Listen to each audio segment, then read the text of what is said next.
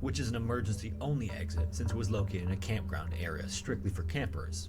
Beyond Sioux Sink, they'd exit through an area known as Catfish Hotel, which is the most popular entrance to the cave system and one of the largest sinkholes in the park. The distance they'd cover would be about 1,712 feet, or 522 meters, and for that distance, the four divers each brought two side-mounted cylinders of air filled to 3,800 psi. This is because, depending on how tight the tunnels of a cave system are, cave divers can wear tanks on their sides instead of their backs to give themselves a slimmer profile. They also brought primary and backup lights, and the two fathers had video. I want to go to Colorado. I won't look at a map or use GPS. I'm certain I'll just find it. Just watch a video. Watch a video of someone driving to Colorado. You'll do it. With floodlights fixed to them. Finally, around 11:15 a.m. that morning, they entered Friedman Sink and split into two teams of two, which is how they usually configured their dives. The two sons, who we'll call Billy and Mike, led the way, and their fathers, who we'll call John and Dave, followed in behind. As they made their way through the tunnels, they followed along the permanent guideline, which is a length of rope attached to the entrance that can help a cave diver find their way in the event of emergency or low visibility. Guidelines can also help divers navigate through complex systems that have a lot of forks and offshoots. As they made their way through, the interior of the tunnel was as spectacular and every bit the thrill the video's narrator promised. When they reached Sioux Sink, they continued on another guideline that would lead them to their exit at Catfish Hotel. Near the end of the line, however, Billy and Mike stopped as they approached a dark cloud in the distance. Visibility was near zero ahead. Oh, goody. Between sediment suspended in the water and the pitch-black darkness their lights barely penetrated, they weren't sure where they were or where to go. John and Dave arrived soon after and were just as clueless. After sitting there for a moment, Billy decided he'd swim through the silt a bit and see if visibility was any better ahead, but he only got about a body's length from the others before he thought better of it and turned around. Getting lost in the silt would be incredibly dangerous. He then pulled out his underwater slate and wrote the word manatee on it, followed by a question mark. Beyond Catfish Hotel is the park's namesake, Manatee Spring, and the waters there are off limits to divers. What Billy believed was that maybe they had accidentally bypassed Catfish Hotel and that they were in the tunnel heading to Manatee Spring instead. Unbeknownst to them, they were actually 10 to 15 feet from the upline for Catfish Hotel, basically just in reach of it. But since they didn't know that, in their minds with the information they had, they figured they had two choices. Either continue into the Forbidden Spring or turn back and try to find what they believed was Catfish Hotel. Based on this false assumption, it seemed as simple as just backtracking to the last sinkhole and surfacing there. Unfortunately, that couldn't have been further from the case. Their traverse dive had just changed to an out and back, and for that type of dive, gas calculations are a little bit different. On an out and back dive, divers need to factor in something called turn pressure, which is the minimum air pressure needed to make it back to where they entered. This is because out and back dives often require divers to swim against the current on the way in or out, and that can have a big impact on the amount of gas a diver should bring. Either way, after making the decision to turn around, John calculated his turn pressure, and he determined they would be cutting it close already. And that was before he felt how strong the current was. Swimming against any current requires more effort than swimming with one, and since more effort raises respiration rate, a diver can burn through air supply they're all more quickly. And that is exactly what all of them were doing as they fought for every bit of forward progress. John's concern immediately grew as his breathing rate skyrocketed. He even grabbed hold of the guideline and pulled himself forward hand over hand to keep moving. But either way, with every foot of distance, they burned through their precious air supply. Thankfully, though, shortly... You would think they'd just be like, maybe we keep going. Afterward, he reached the upline for Sioux Sink, and he saw Billy ascending toward the surface ahead of him. Then he looked back and saw Mike and Dave making progress behind him. He then flashed an OK signal to them, and he received one back. Then, thinking he didn't have much time to spare, he grabbed the upline and started his own ascent. I'm guessing the other two got lost and didn't make it. Right at noon, Billy broke the surface, and 5 minutes later, so did John. Both of Billy's tanks had just less than half their air supply remaining, and only one of John's tanks was lower than Billy's. As they were checking this, they both knew they escaped what could have been a bad situation, but they still reserved any feeling of relief as they waited for the other two to surface, knowing that their tanks would likely be lower than their own. Then, when several minutes went by with no sign of Mike and Dave, John got his cell phone and called emergency services. Meanwhile, in the tunnel, Mike and Dave actually missed the upline for Sioux Sink and instead continued on toward their starting point, Friedman Sink. Why? When Mike reached the uphill portion of that stretch of tunnel, he turned to check on Dave and saw his light wasn't far behind. Then when he reached the Friedman Sink upline, he immediately started ascending, believing that his father would be right behind him. He then broke the surface right at 12:20. Didn't they see them go up? When he checked his tank pressure, he was alarmed to find one of his tanks completely empty and the other almost empty. By then, his father, who should have been right behind him, had been in the cave the longest of the four and still hadn't broken the surface at any of the sinkholes. 40 minutes later, just before 1 o'clock, emergency divers arrived, and by then it was clear what had happened. They then descended into the cave to look for Dave, and when they reached downstream of Friedman's sink, they found Dave's camera on the floor of the cave with its floodlight still glowing. Later, 2 divers from the International Underwater Cave Rescue and Recovery Team showed up and began a sweep of the cave system. Finally, they found Dave floating about midway through the uphill section near Friedman's sink. His air tanks had long been empty. In a later investigation by the National Speleological Society, it was determined that there were multiple events and circumstances that contributed to the loss. Importantly, they emphatically stated that the decision by all 4 of them to perform that particular dive in the first place is what doomed Dave. Yeah. The current that runs through the Manatee Springs cave system makes it a siphon. Combine that with the traverse style of dive, and you have conditions that would challenge even fully certified Dave the diver died. divers. One of the biggest problems the NSS also pointed out is that the divers didn't know about the high current and that their starting point set them up for failure. By entering Friedman's Yeah, it's almost like they didn't research and just watched one video. sink and swimming downstream, any need to turn around put them at risk of running out of air. Beyond that, though, that's a factor that never should have come into play in the first place. Manatee Springs State Park has 2 main policies regarding diving. The first is that divers must be fully certified in cave diving to enter the system, and the second is that divers who have never been in the system must dive with someone who has. How The did they 4 get in divers, there? unfortunately, had minimal cave diving training, and none of them bothered to learn more about the cave than what was communicated in the video they watched. Of course. The report also pointed blame at John first and then Mike. When John made it to Sioux Sink upline and signaled to Mike and Dave, he should have waited there for them to arrive so they knew where to ascend. Mike also later ascended Friedman's sink before Dave reached him. Finally, the NSS also assigns the last bit of blame to the creators of the YouTube video that inspired the dive. Serious cave divers are passionate about this. I mean, yeah, I feel like I was gonna say that earlier. It's like the YouTube video was like baiting people, like, yeah, this is against the rules and you shouldn't do it, but you should do it anyway because it's a once in a lifetime opportunity and you should do it. That Like, insult that's sucked. crazy, Safety bro. of themselves and others in the sport, and urging unqualified divers to visit Manatee Springs was said to be irresponsible at best. As a final note, almost as if underscoring the difficulty of diving Also, Manatee Springs, thank God you're here, 'cause a I need your help. and properly certified It's so weird that you basically always start streaming whenever work dies down. I'm just that powerful, you know? His mask and rebreather system apart. Holy shit. I'm just built like that. What the fuck? What you need, girly pop? Okay, I just realized that you can't see my pure ref, so hold on real quick. Great snowy cave.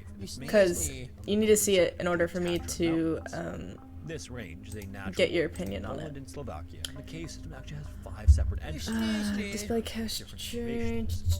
It was first discovered in 1959, and since then, We get a Polish third caving screen? clubs have worked for decades to map the system. Not a third one. With each expedition, more and I more have unexpected the. areas have been You see discovered. how my Pinterest screen is kind of like split? On the other side, where the pink is, that's where my Today, pure ref this is, but massive it's a limestone display system has been capture, mapped to a or length of almost 15 yeah, miles, it's a 24 window long, capture, so and you a can't depth of see it. 2,703 feet, or 800 meters.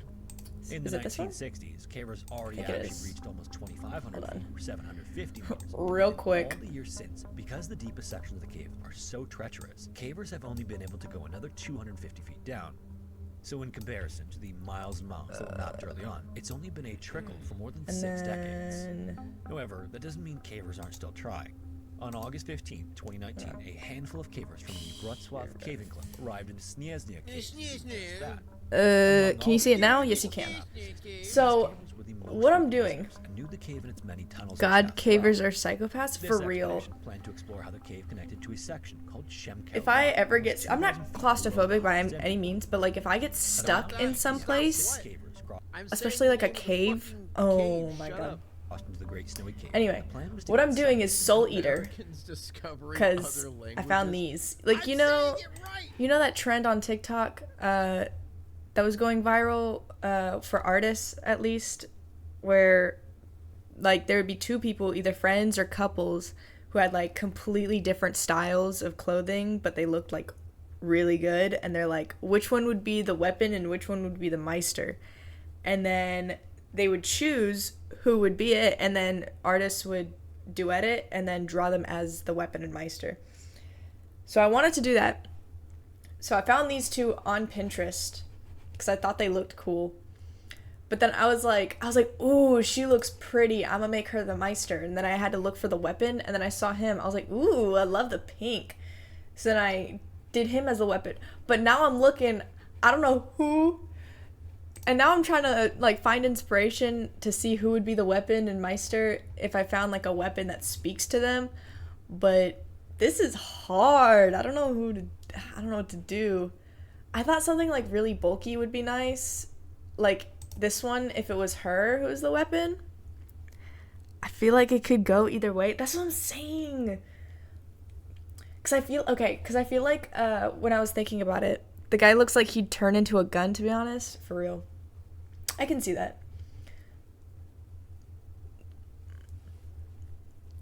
Glaives are so cool. Is that what this is called? Oh, a scissor blade.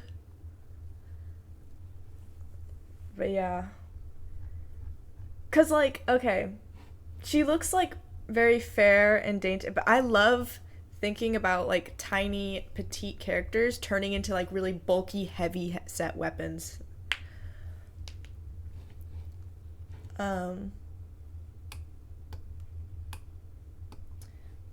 But yeah, cause like I was thinking of her as the Meister cause of her hair, like just thinking about her fighting with that long hair, like it just looked really cool to me.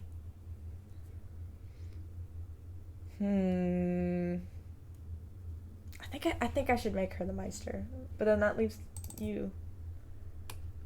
What weapon would you be? I saw. Is you LGBT? Cause you'll gum pink. Wait, unrelated. I just found a cool ass weapon ref while googling it. What? Send to me on Discord. I need a fucking.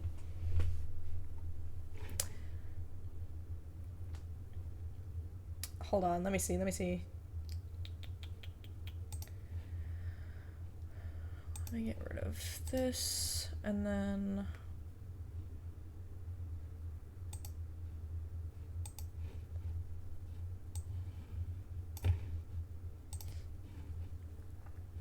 Look at the wait. Hold on. Let me open up. It's just fun to say. Discord. Am I not allowed to enjoy saying things? Stop saying it in that way. It's That's how it. What do you want me to do? God damn! What the fuck are those? Sounds fun to say. I like saying the. They look like toys. Is that a toy? Like sneeze. It's in and then set up camp for the night. In caves as large as those are a whole ass supervillain's weapon. Yeah, I can definitely see that. So in the morning, the group planned to head for a second camp where they'd Stop then gaslighting me. I'm saying it just fine. So around 6 o'clock on the evening of the following day, two of the group members, Daniel and Yosik, began making their way towards Shemkau Lot. Weapons, apparently. To a different section. Part of the reason for this split was that Shemkau Lot is a tangle of tight I think passages the and hard rooms, part and about the this fewer is cave that went way, I gotta better. find It something just that wasn't he the would turn easiest into areas for many people and to something occupy. that she would Then, use. sometime like a normal around That's- 9:30 I that am. night, Daniel That and is the Yosik were question. in a particularly tight and claustrophobic section when something unexpected happened.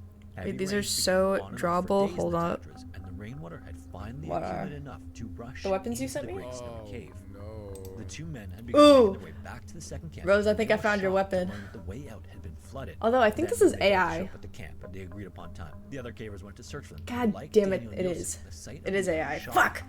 The passages the other group knew the two men had Ooh. gone through were completely submerged in water. Luckily, the Ooh. others were able to make contact with the two Look- men, oh. screaming as loud as they could, even through the rock walls. Daniel and Yosek then replied they couldn't get through Cute, because little of the flood. roses. It was such an enclosed space that every inch had to be carefully navigated. Getting through just a few feet. That's would so require gay. I much love more it. For time. real. Breathless. I love. However, at the same time, I love these How weapons. would like you couldn't wait that out because that water is just Found gonna in be weight either, stagnant. because I love every weapons half that hour are they like checked the water aesthetically and found it was pleasing to still look at. Look rising at still. the pastel. I Hours love later, these. At 2 a.m. on August 17th, the others returned to Ooh. the second camp, and the only thing they could do was hurry out of the cave as quickly as they could to get help. The problem was that leaving the cave takes about twice as long as descending. So by the time they got cell reception, it was see. 5 p.m. Over Aw, 12 hours since cute. they left the two men. no. Their call was then received by the Tatra Mountain Search and Rescue Team, known as TOPR, and the rescue effort began right away, but it was extremely complicated. Reaching the closest entrance to the cave as quickly as possible would require help. Oh, what The about? tunnels were so tight where the men were. about which would something like severely limit this? The number of rescuers that could be down there at a time. Either way, within 2 hours of being informed, the first members of the team arrived and were ready to start making their way through the cave system. Led by one of the 4 original cavers who left the cave to get help, the rescue effort officially got underway at 8 o'clock, 48 hours after the Votsov group entered the cave. Because, like, he would totally, like, then become, like, a fan. 2 full days And then she would totally use a fan as a weapon, you know? The team was outside the flooded section and assessing the situation. I think it makes sense. From what they could tell, there were 2 ways to get to the men. One was the way they went in, which was flooded, and the other was through an area that was either that or, like, an However, axe. the rescuers determined that sending divers in that way was out of the question. This meant that their only hope You could say I'm a fan of the idea. Shut up. I'm gonna take my leave. Yeah, get out. Get out. Get out! Explosives? Because in attempting to make voice contact once they got outside the passage, rescuers received no response from the men. The conditions on the other side of the flood were not clear, so not receiving a response was immediately concerning. Whether they were trapped inside the tunnel or a larger dry section within the passage, the 2 would likely be completely soaked to the bone in freezing cold water. At their depth as well, carbon monoxide levels would also be much higher than above ground. So already by that evening, TOPR officials believed that the men could be in okay, the only thing about this though, I'm just browsing these now, and there are some badass designs. The fan weapons? Dust to settle and the smoke to clear. The charges also created even more dangerous carbon monoxide gas, and it just wasn't safe for rescuers to work in those conditions. My only thing about this is that I want her to have like 2 of these fans, but whatchamacallit, one person can't be 2 weapons, you know? Unless I make them twins. I'm gonna make them identical twins. I don't know, I searched glaive blades and it's giving me Wolverine claw weapons for some reason, and some of them are so cool. What if they got Badlands jokes? That's what I'm gonna do. Just fucking drank the water. Like, think about it, you know? But I'm gonna make them identical, not like like Patty they and won't get thirsty, whoever right? the fuck the so other one they just is. get like a straw or just use their hand and just start slurping it up. I mean, 48 hours. You know how much water you could drink in 48 hours? It would have been cleared in like 12 hours. They could suck that whole thing up easy. Thank you, Queen Czar, for the 12 months. I'm gonna make it this. They're like individual knives. Or like a sub pump. Dude, I should be a rescue, dude. Titty Like, in a I should short rescue one? these people. I'd have done so much better. Yeah. No. Titty is the short one. Was minimal. In addition, remember? The walls had been blasted to around 16 feet wide, and going from just a few feet wide to 16 meant there was a lot of rock debris that needed to be cleared from the area, which was a challenge in itself. This was in fact so time-consuming. Yeah. It's Titty in the tall one. Through the passage that was always flooded, but unfortunately, the second assessment proved that it was still too risky. Thankfully, though, as it neared 4 o'clock that afternoon, the first major breakthrough came. With much of the passage entrance blown out, Daniel and Yosek's equipment was located by the lead group of rescuers. Among the items were 2 harnesses, some food, and a damaged drill. Wouldn't the water be still water? No, because it's flooding. Like, it's flooding into the cave. So it hasn't been like sitting there for a long time. Like, it's newly like water that has been sprayed into there, you know? Then, later that night, the rescue team received their most encouraging, yet also most alarming sign since the rescue began. Sorry, I'm just sending you some of the cool things. One of the men snoring. Oh shit, I didn't even know you were sending me stuff. Hold on. Unlike regular snoring, though, this sound was indicated that I love the designs on those. There was no doubt by then that they were in the last throes of hypothermia, and they needed medical attention. You know the water can get very dirty? What does it matter? They're fucking dying! You're fucking dying, bro! Well, I mean, what? Come on. You know what still water is? Yeah, water that's still. As work continued and the first few minutes of August 21st went by, rescuers faced a new problem. It's not still water. It's water that's coming. I love that purple one. It's just like for real. It's flowing into there. Okay, it's still. If it sits there for a while, then it's still. But if they started drinking the water instantly, all right, it wouldn't be that bad. It's like instant drink. You just get like a bucket, or I'm sure they have cups or some shit with them. Like they probably got cave diving materials. All right, you could drink some water. Dysentery water. Okay, dysentery or starving alive. Or why aren't you working? Fucking dying from starvation there we go. and dehydration. Which would you prefer, chat? Huh? not only had the circumstances... Also, if we got the rescuers drinking the water too, if we got like getting multiple, gauntlets if we now. got, like, 20 people in there What would drinking you even the use water, them for? like, we're good. Like, it'll go away so fast. I think they're thinking too much about getting to them, and less about how we can get the water out. Conditions inside the cave made the effort complex. How about the fact that it's salt water? Yeah, and so what? Can you imagine the slurping would be? What? Oh, how loud the slurping would be? Did it be so loud? Especially in a They had to cave. stop what they were doing for the most unnecessary reason. Don't +1 spin at me. That's not. Unauthorized locals had gotten into the cave to get a better look at the rescue operation. This resulted in the rescue team having to halt the widening of the cave. Where are to your devote survival resources to skills? chasing them. Dude, put me out in the middle of fucking woods. I would do just fine. Put me out in a cave though? No, I probably wouldn't do well. Out. These locals had also gained access through one of the other cave entrances. What if you start pissing? You drink the piss. God, you guys keep making me pause the video with these questions. So more resources were then needed to guard the other ways in. I mean, these would Another 12 hours fit later, our rescuers snake could feel they were boys getting so closer, hard. but based on What, the noises that were gauntlets heard the night or before, things were not looking good. Then, tragically, Or the from fans? blasting, the weakened tunnel roof collapsed around the 985-foot or 300. I don't like. I'm sorry. That is so. There's got to be a better way than that, dude. Blowing up the fucking cave to get to them has got to be the dumbest way to get to them. Am I wrong thinking that? Like, there's got to be some type of way instead of fucking blowing up the fucking cave. Yo, I'll be there in a second. We're just gonna drop a few C4 right next to you. All right, we'll get there. We'll get there in a few days, man. Just wait. Wait, I don't get it. 100-meter mark. It was all but certain by then that there would be no rescue, only the hope of a body recovery eventually. Thankfully, no one was in the area when it happened, but the fall destroyed the ropes that had been rigged and the ventilation system. The entrance to the fissure the men were believed to be in was also completely blocked. But with no other options, Thank you, the Killy, rescuers for the began 5 removing the subs. fallen rocks in the passage in order to start the process all over again. Finally, at 10 o'clock that night, word made it to leadership outside that visual contact had been made with one of the men. They couldn't reach him yet, but he wasn't moving or responding to the rescuers. It was unclear which of the men it was, but it was clear that he was dead. Then, the next morning, TOPR announced to the media that they were now in a recovery operation under the assumption so that cool, both men were right? dead. The one dead caver they found was lying wedged inside a... Like, I feel like you agree. could do so, like, I agree. weapons are just, like, so, rescue themselves they have and personality. rescue They have so, It like, was also suggested that the men themselves were obstructing the flow of water so that's much why I that love cumulative looking at, gravity like, until weapon they were designs, consumed because, by it. and for characters, because Okay, so a weapon they can say basically- so they- much about a They character. didn't even like. Understandably, the Wrocław Caving Club took exception to the assumption that both men were dead and appealed to the Polish Prime Minister to force TOPR to resume rescue operations, but the decision stood. On August 24th, a piece of cloth was located in the tunnel that was believed to belong to the second caver, who wouldn't be extracted from the cave all the Like, way some of these to September gauntlets 5th. I would use, An I would so autopsy use to later beat performed someone on to both death men with. revealed the men died of hypothermia and did not Like, they're drown, so though badass, obviously yeah. neither Okay. fate was preferable.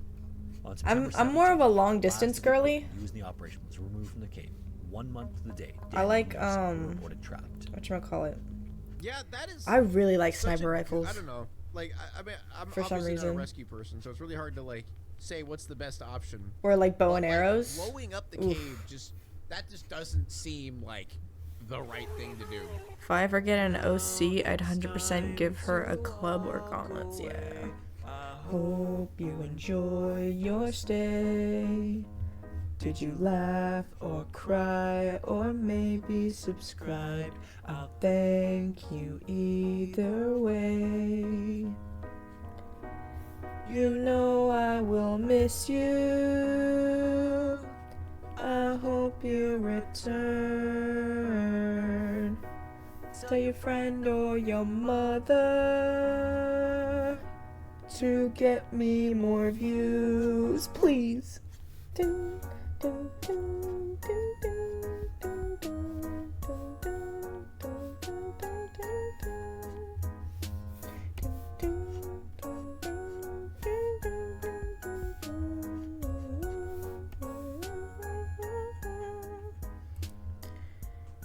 I mean, to be honest, why not both? For real. My stomach just got turned in there, man. I had just scarfed down a bunch of turkey. Oh, God, yeah, this is Thanksgiving, isn't it? Oh, this is the worst. Also, can I just say I love the artist? What artist? Oh, the one on Pinterest? That girl? Yeah. I see them on my feed sometimes and like, yes! That's why I saw them and I was like, ooh, I'm doing that. Like, I'm doing a Soul Eater thing. They just inspire me so much.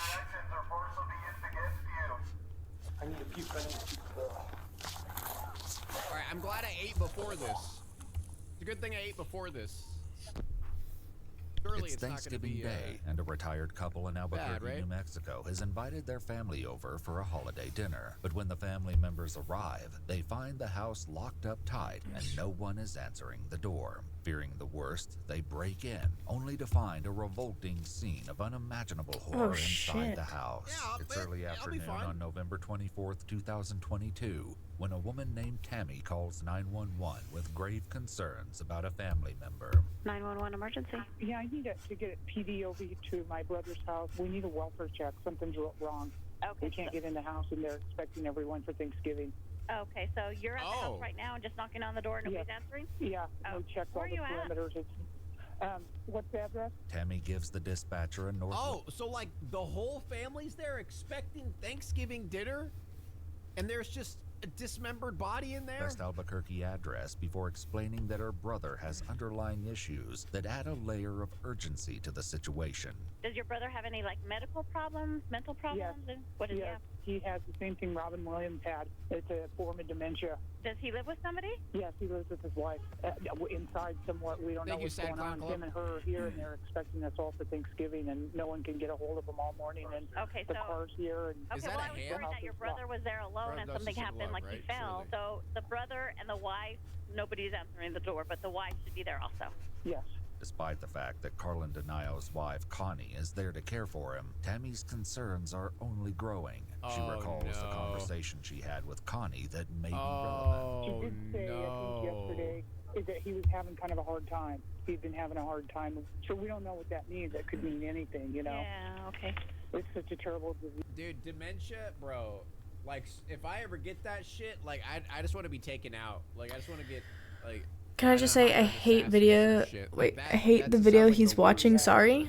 If anyone knows Do you want me to change it? State of mind, Is it something to do with like the dementia of it, or?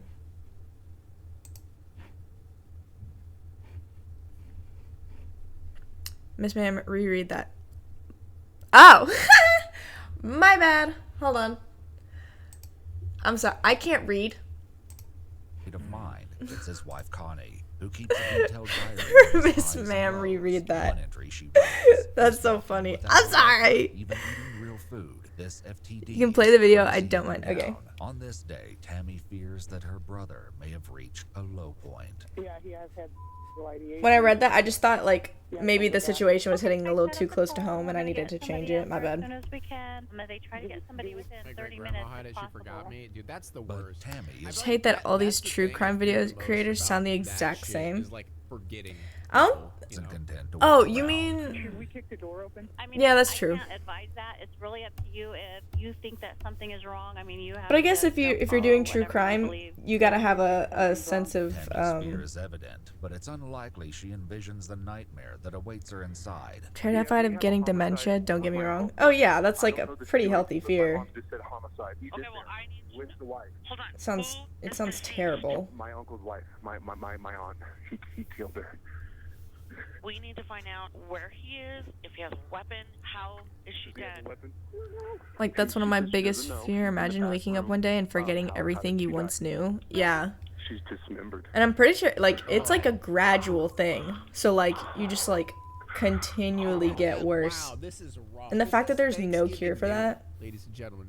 This is dude, they're never going to be able to enjoy Thanksgiving again. Oh my god, that's horrible. Okay. Oh, I know. oh. Buddy boy, you know? Yes. Oh, Buddy agree. Boy is Brother crazy. gets back Yeah, on the Buddy phone, Boy. nearly unable to believe what she's seen in her brother's bedroom. I opened the door. I saw pieces of her on the floor, and he was kind of in the bed, and he kind of looked at me, but there's pieces of her all over the bedroom. So Pieces? What pieces did you see of her? I know it's disturbing. Thing is, I already have a bad memory, so my ass wouldn't realize until it's so late. Me too, Like, bro. Come on. Really? Is that worth? Is that really Like the signs of dementia are like, like scattered brain, or forgetting things, and I'm like, fuck. She just remembered. That's me. That's me on a good day. What do you mean pieces? Like, that's crazy, bro. That is a wild question. I don't know. What did you see though? Did you see her hands, legs, face? Did you see? Maybe her face. Okay.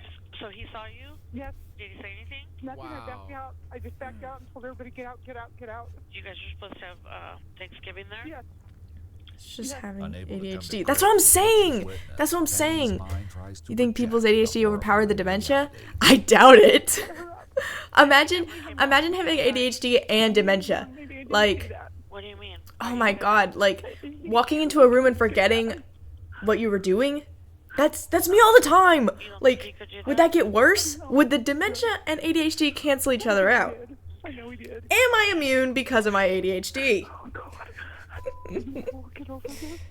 That is the question. Okay, here's PD now. Do you see them? Did they see you? Yeah. Okay, I'm so sorry, okay? You forget you have ADHD? You take care. I don't forget it. But your ADHD makes you forget you forgot. She's not praying for her. Yeah.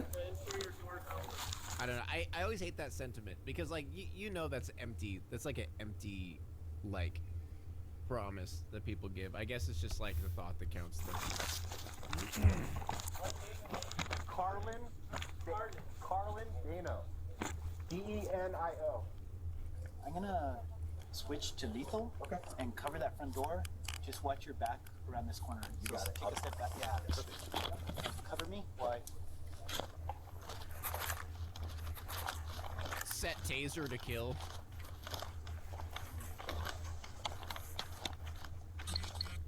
Can you clear that?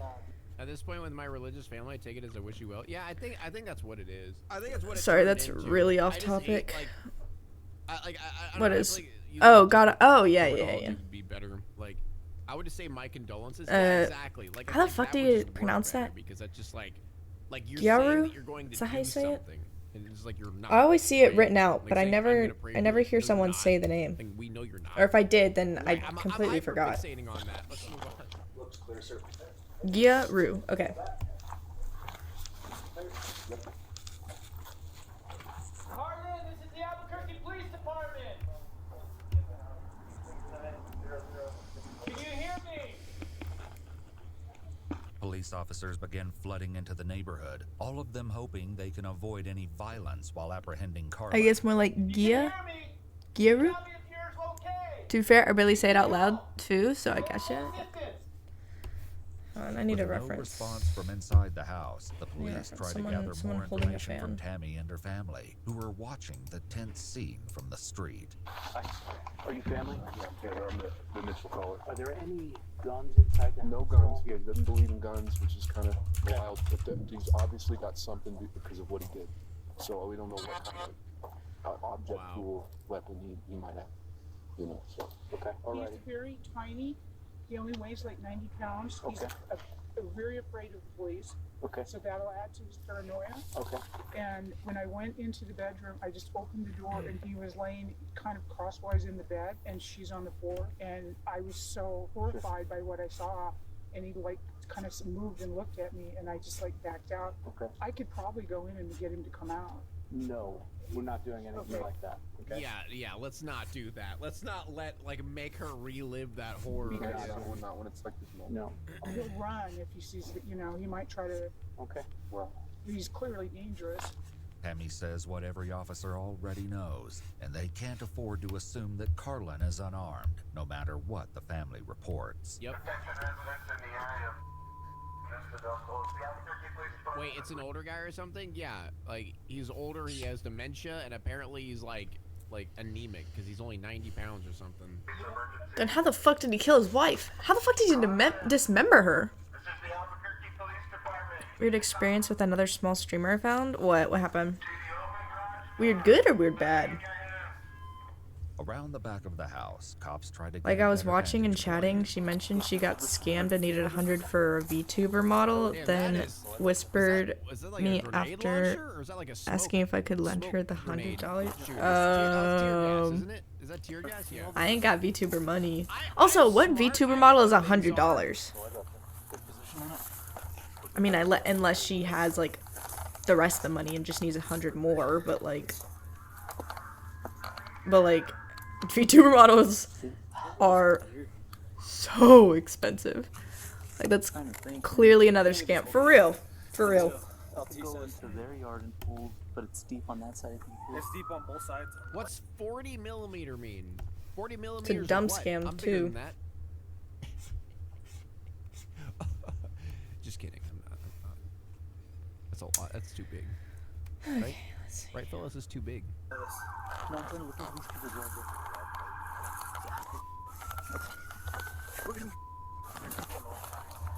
Just hold the other. Out on the street, Tammy insists the family did everything possible to avoid just such a tragedy. See, here's what I don't understand. Like, when this all happened, we told them you got to get rid of all butter knives, whatever. Okay. So why the hell are there knives in there? So, what we would like you guys to do is just kind of step back. We have it from here, okay? We're going to do our best to make sure that there's a peaceful resolution, okay? It's going to be an incremental process from this point. We'll keep you abreast of what we're doing and why, if you want to, okay? He does have like dementia, kind of Yeah, he's just not there. where he might be looking, but there might not be. Yeah, he might understand. seem perfectly, So, But he's not. but I he is understand, not coming. okay. Carlin has been diagnosed I'd say with so. He used a knife. frontotemporal dementia, That'd do a it. disorder that can lead Yeah, to but, violent like, behavior in a do you know small how much percentage of patients. strength it Police has must to put take this to, down. like, A breast? I don't hear that even word like often. Yeah, because people like me are gonna laugh. even like a kitchen knife? A breast. Like, that's not. Diagnosis in mind is I mean, at least that's what I heard. I wouldn't know anything about that. I've never dismembered anyone before. Have you ever dismembered anyone before? Yeah, what was it talking about? Yeah, die before mental health. Well, the thing is, Yo. Money. Like, thousands and thousands of dollars just to get, like, mental help, especially when it comes to something like that, you know what I mean? And, like, trying to hire a caregiver and shit is, like, a whole other thing. And the wife was technically the caregiver in the situation, so, which happens a lot in these situations. Because, you know, we don't, really get health care that well. You know, you have to fork out, an arm and a leg to get health care. No pun intended. I mean, if you went for the joints and the bits were just chunks of flesh and cut off, I could see it happening. That's true. They didn't actually say, like, Meanwhile, for a fact that it was dismemberment. Like, especially if he's like a dementia patient, like, he's probably like he has had. not in the right mind to be doing like clear cuts. If he tries to get shot or something, or wouldn't surprise me. Although he doesn't have any weapons. Your ass is so bad at reading. Oh, I know, I'm sorry. What? Let me see. But you guys could take him down and I mean, if he went for the joints and the bits were just chunks of flesh, no particular threat to law flesh he cut but that off, doesn't mean I the could police see are it going to let their happening. guard down.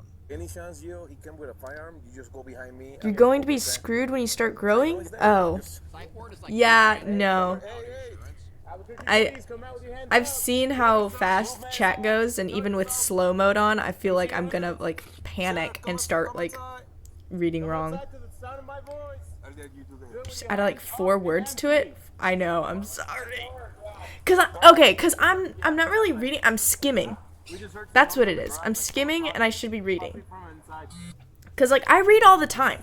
I told you this. It's an addiction. Yeah, we both hear it. Shaking my head, misrepresenting me. I'll sue. Oh, he's right there in the doorway. Let's see. He's in the doorway. Yeah. Yeah, he's right here in the doorway. Okay, I don't like how this looks. He's up. Hey, move your vehicle up. Move this vehicle up to here so you can get eyes on him. Marlon, you're okay, buddy. Nobody's gonna hurt you. Come on, talk to us. What do you want? He goes there. I'm eating your pronouns. No! Confusing with Alzheimer's. I need those. It's not that simple. Like, dementia and Alzheimer's are so complicated when it comes to like trying to fix them. You know, it's not like a simple case of bringing him back to reality. You know, Keep coming. Keep coming. your brain don't work good no more. Stop. All right, he's naked, covered in blood. Crawl towards us. Like, you know, it's not The Notebook. It's not like where you get dementia and then all of a sudden you start dancing with your husband and then everything comes back, you know? Hey, Justin, I'll take over command. You want to move up with your rifle? Should not only be referred to as your name. Fuck. Hey, Harlan. Hey, Albuquerque Police Department, okay? I need you to crawl towards us, okay? Carlin is either unwilling or unable to comply, which leaves the police with only one option. Okay, so eventually we're gonna step up and Okay, I'm sorry, but what part of the dementia makes you strip naked in the and bathe in the blood?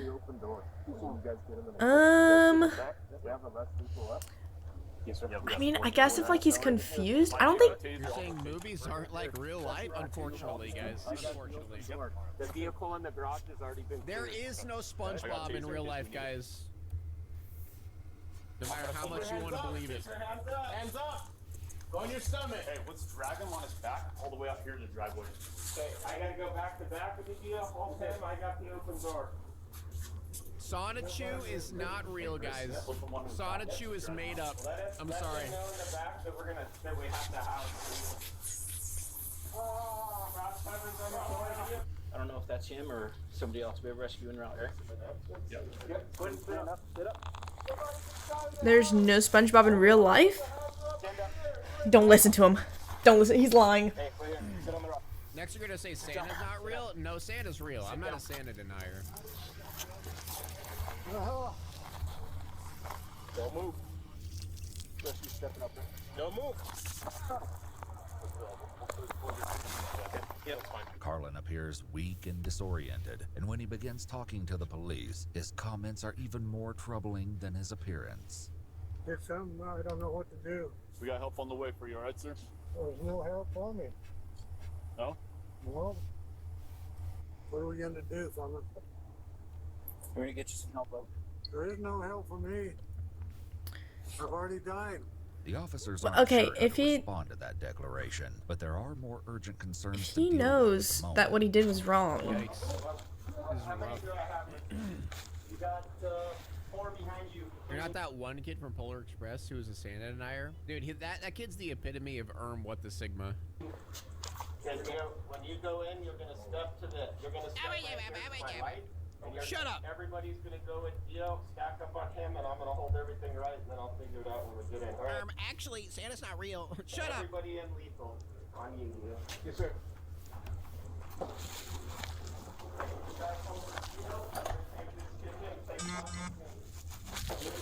I'm with you. He likely had a moment of clarity. Maybe, yeah.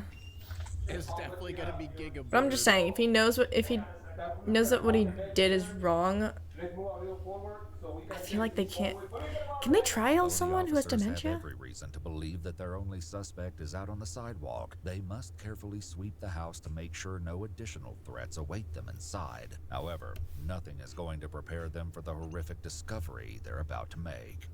You guys are good to hold. You're coming with me. Got it. Okay, you're gonna step in and hold. For Halloween, watch Polar Express. It is a horror movie. Yes, sir. Ready? I think they can put him into a psych ward since he's clearly a danger to society, for real. Yep.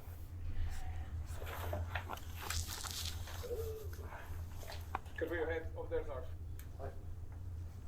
There's stuff all over the bed. I see. 602. One in custody. The severely dismembered body. No, for real, some of the scenes in Polar Express are downright threatening. Dude, whenever like there's no like all like the elves and shit are missing and it's just like empty everywhere and they're like walking around the factory, dude, that shit's scary. No, That scared me when as a kid. Polar Express, whenever it was like he was in the train with the puppets and shit, that gave me nightmares. That literally gave me nightmares when I was a kid. When he was going through that train compartment and with the puppets and shit. Oh my god. I need a puke. I need a puke. Right, I'll take you outside. Hold here.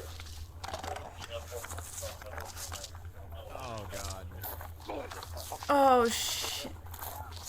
That sucks. He's coming out. 34, it's a 34. 34 coming out the window. Oh. You know what? I'm kind of curious. Does this EWU guy get the unblurred footage? You know what I mean? Does he have to blur it? That would suck. Dude, anyone who has to blur this shit, man, that's rough. He does? You think so? Oh God, that would be awful. Yeah, I'm good.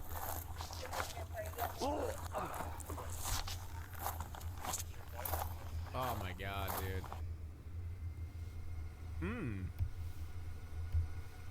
The brutality of the bloody crime scene sends one officer looking for an alternative way out of the house.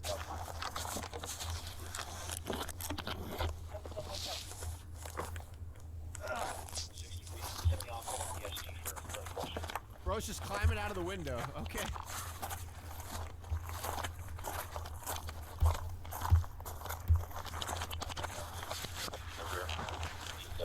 Meanwhile, the exquisitely upsetting nature of the murder is reflected in the way the cops check. Why did he do that, though? He said, fuck this, I quit? Yeah. This guy gonna throw up, too? No, I guess he just wanted to climb out the window. I don't know. But the smell? Potentially. On each other in the aftermath. All right? Seen one that bad in a while. That's probably the worst one I've ever seen. Yeah. My stomach just got turned in there, man. I had just scarfed down a bunch of turkey. Oh God, yeah, this is Thanksgiving, isn't it? Oh shit, this is the worst for everyone involved. No one's gonna enjoy their Thanksgiving after this shit. You alright, bro? Oh, I know, it's nasty. Oh my God. I did. Good? Yeah. Did you see everything or not? Yeah. While the police do their best to respond to each other's needs, they also have in custody the man. Could you imagine that being how your Thanksgiving goes? Yeah. I see all of you guys. Huh?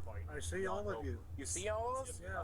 What does that look like? He's got one. We see you. And like, imagine, Yeah. like you didn't go inside the house, so you didn't see your aunt or whoever the fuck that was to you, and then you just see all these cops go in and then come out like vomiting. Oh, they're coming, sir. I'm sorry to do this to everybody. Alright, I mean, we'll talk about it, okay?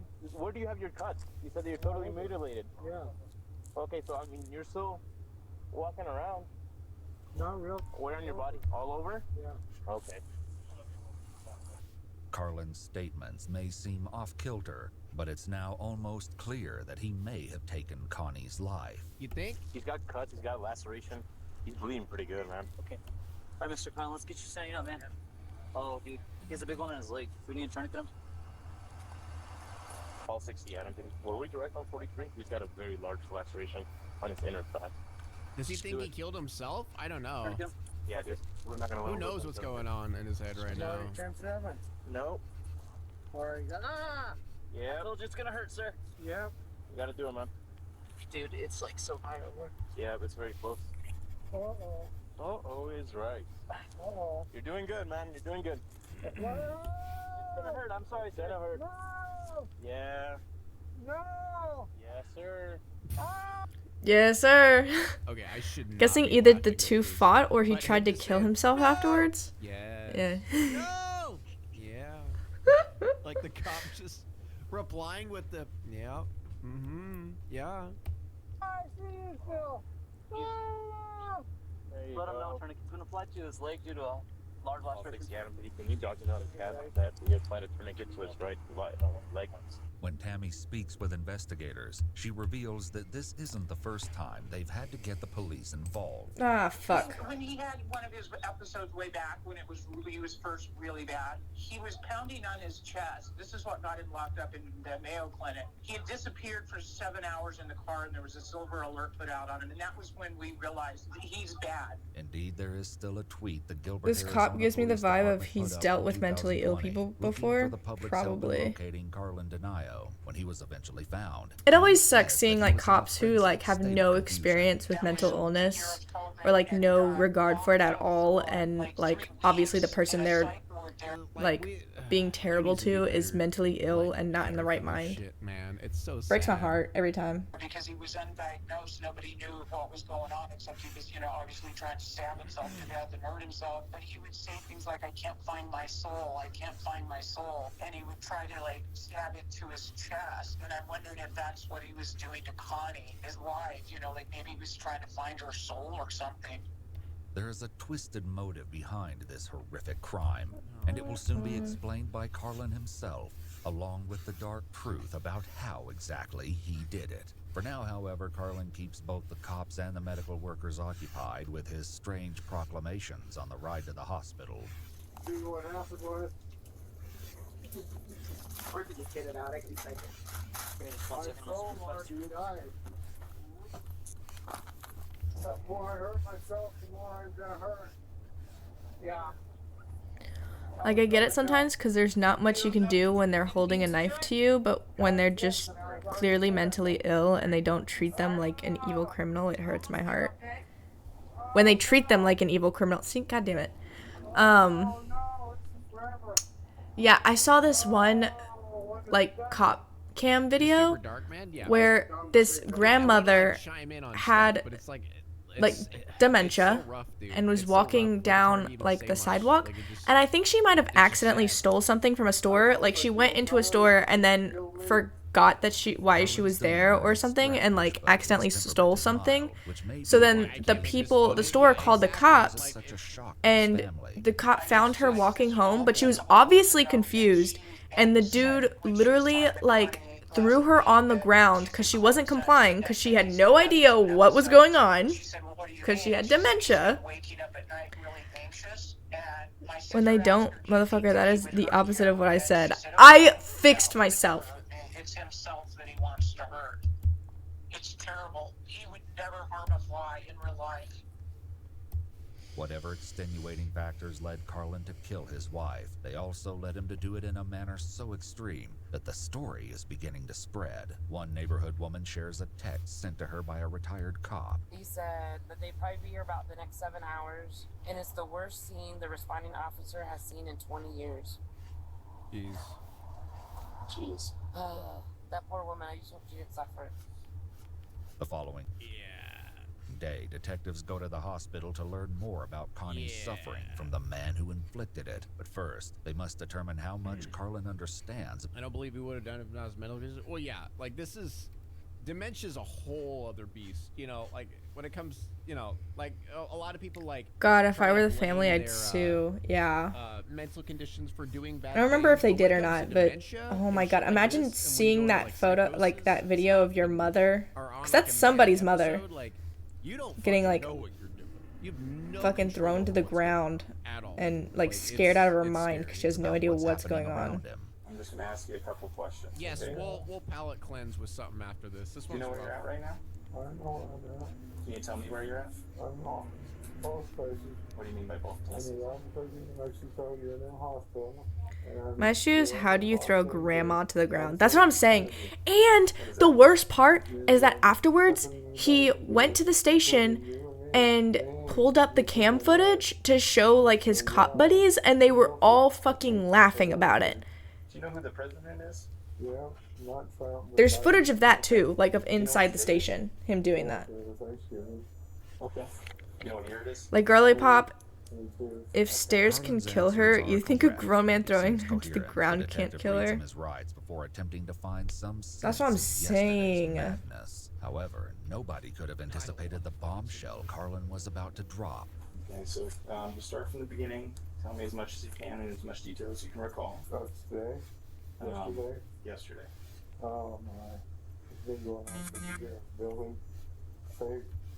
fake me, and finally I just lost it and took control. But I did. And now I gotta pay with so much pain. I won't ever be able to go to court or the lawyer or anything like that, unfortunately. So you had said it's been building for years. Yeah. What do you mean by that? Just hatred. Hatred? For your wife? Disrespect. That sort of thing. What? No, I just The jumped out of bed and disrespect? decided today was the day to inflict that much pain on Connie.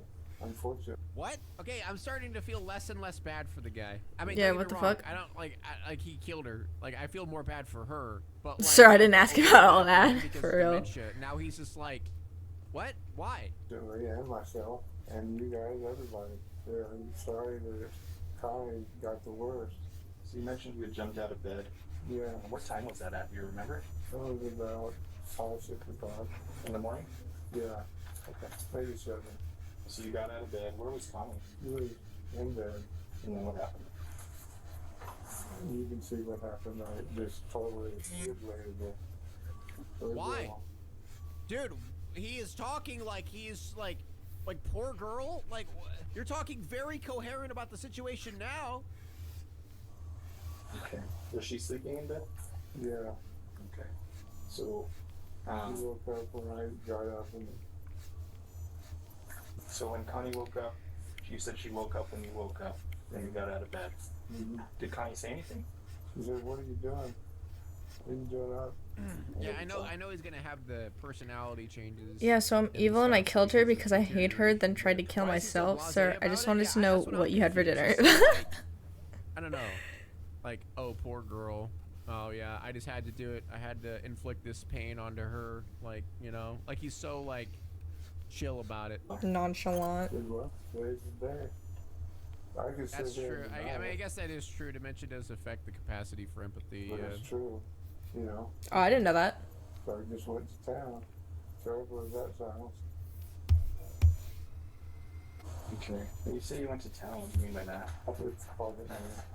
Went to town is crazy. Especially when describing how you killed your wife.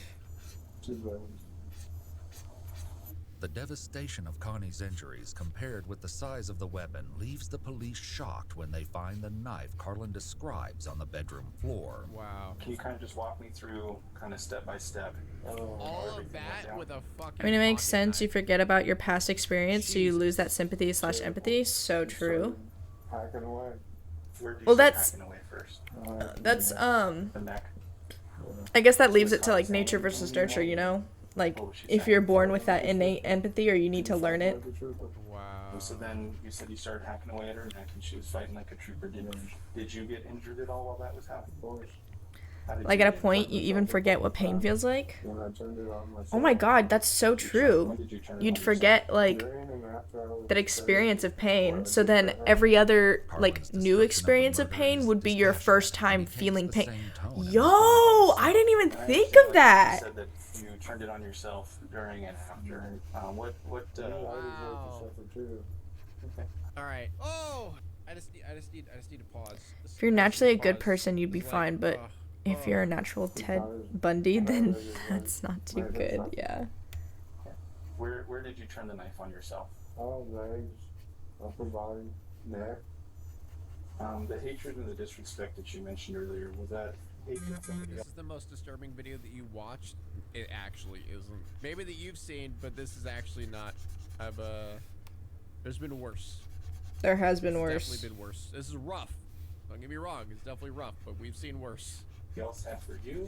Was it all the chances I held for everybody and the man upstairs? There was one video that was so fucked up, I literally had to, like, I couldn't get through it. Like, it was so bad and descriptive, I literally had to cancel it. Yeah, the Disturbian one, yeah, I couldn't. It was so bad. I just, like, this is bad, don't get me wrong. But started realizing what a failure I'd been and resentful of myself, basically. Resentful of the way I had turned out, and just kept building. When it comes to the ultimate question of motive, Carlin's answer is as brief as it is unsettling. Was there a reason you did so much? What type of locks are these? Are these butterfly locks? I'm God, I guess.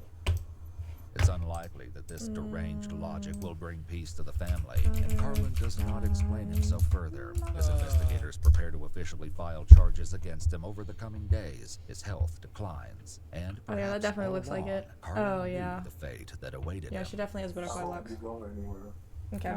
No, you're under arrest. I just need reference. So an officer will be outside your door until you are good enough to leave the hospital. God, they're so pretty. And then I will never be. Why do you say that? I can't get better like this. Okay. Carlin's last words to the police turn out to be prophetic. Only 3 weeks after the murder, the detective reaches out to Carlin's daughter, Lisa. Hi, is this Lisa? This is her. Hey, it's Detective Watts. Oh man, that's gotta be. How are you? Good. Have you spoken with anybody from the hospital today? Yes, they informed me that Dad passed away earlier this evening. Okay, yeah, I just wanted Both to reach out, make sure parents? somebody had made Oh, contact with you, fuck. so that way you were aware. Yeah. Carlin died while still under hospital care on December 14th, 2022. The following day, the detective meets with Lisa. Why? What did him in? But if he expects to find a grieving daughter, Lisa's reaction is perhaps surprising. How you guys holding up? Good. It was starting to get really stressful thinking about all the legal side of everything, so this is actually, I mean, well, like, it's a blessing, really. Yeah. What? Whoa. The charges brought against Carlin deny. I mean, I would kind of feel the same. I way. guess, yeah. Things like that. Okay, think about it. If your dad straight up murdered and brutalized your mother, would you care if he died? I feel like that's what's happening there. I feel like the reason she said that is she doesn't even want to deal with the legality. Like, she's like, I don't even want to deal with them anymore. Like, I don't want to, like... That's what I'm saying, You know yeah. what I'm saying? I don't even want to think about that. Like, at the, cause, like, yeah, your dad died, but, like... Okay, to be fair, she might not be thinking like that, and maybe she's just heartless and doesn't give a shit. Yeah. But if she's thinking of it like, fuck this guy brutalized my mother, I am glad he's dead. Like, if that's where she was going that route, I can get that. Like, I can understand that. But, like, I mean, I get it. Like, how she said it was Your dad died is crazy. How she said it was more like the only reason she's happy she's dead is because of the legal things, not like, oh, fuck, like, I'm glad he's dead because of what he did to my mom. But yeah, I don't know. She did kind of say it weird. I'll say that. Definitely. Yeah, that was a weird way to say that. Or she's overwhelmed in that moment, and later she'll grieve. Maybe. I don't know. They might have not had a great relationship prior. Maybe. Yeah, true. There's a lot of. There could be a lot of things. Could be a lot of things. By the state of New Mexico, which included one open count of first-degree murder, were dropped, and the case dismissed upon his untimely death. Or she's already grieved with the dementia diagnosis, maybe. I don't know. I wouldn't even, like, even if my dad had, like, dementia or some shit, like... Especially if like, if your dad had dementia, like, you might view it as, like, with all the personality changes, you might have viewed him as, like, he's not your dad anymore type shit. So you've already, like, grieved the loss of your dad, of who he once was. Like, that's not him anymore, you know? So then you're like, oh, this is a blessing, like... Now he doesn't have to suffer with, like, his dementia, and the person that, like, killed my mom is dead, who was not my father anymore, you know? What should we do? In the late 1970s, in a quiet suburb called Des Plaines, Illinois, concealed a nightmare. Behind the smile of a well-liked businessman and part-time clown lurked a predator whose crimes would horrify the nation. John Wayne Gacy wasn't just a trusted neighbor. He was a serial killer who buried his victims beneath his own home. And when investigators uncovered the truth, it shattered the illusion of safety and redefined the face of evil. This is a story of how a troubled child became one of America's most infamous serial killers, and why his legacy still haunts us today. Known by all now as the Killer Clown. A lip bite emote? Oh. Conspiracy. Is there not one? Serial killers and Murder. all things that I love to consume, and I know you do too, you sick, beautiful, intellectually minded freak. And today we are talking about just that monstrous POS person, John Wayne Gacy. A lot of you recommended I do this, so you get what you wish for. So without further ado, let's unbuckle our I don't know why I'm putting so much effort in this hair that is just a sketch. windshield into this killer Like, cloud. I'll put this much effort when I'm line arting or something, but, like... all this detail is gonna be lost.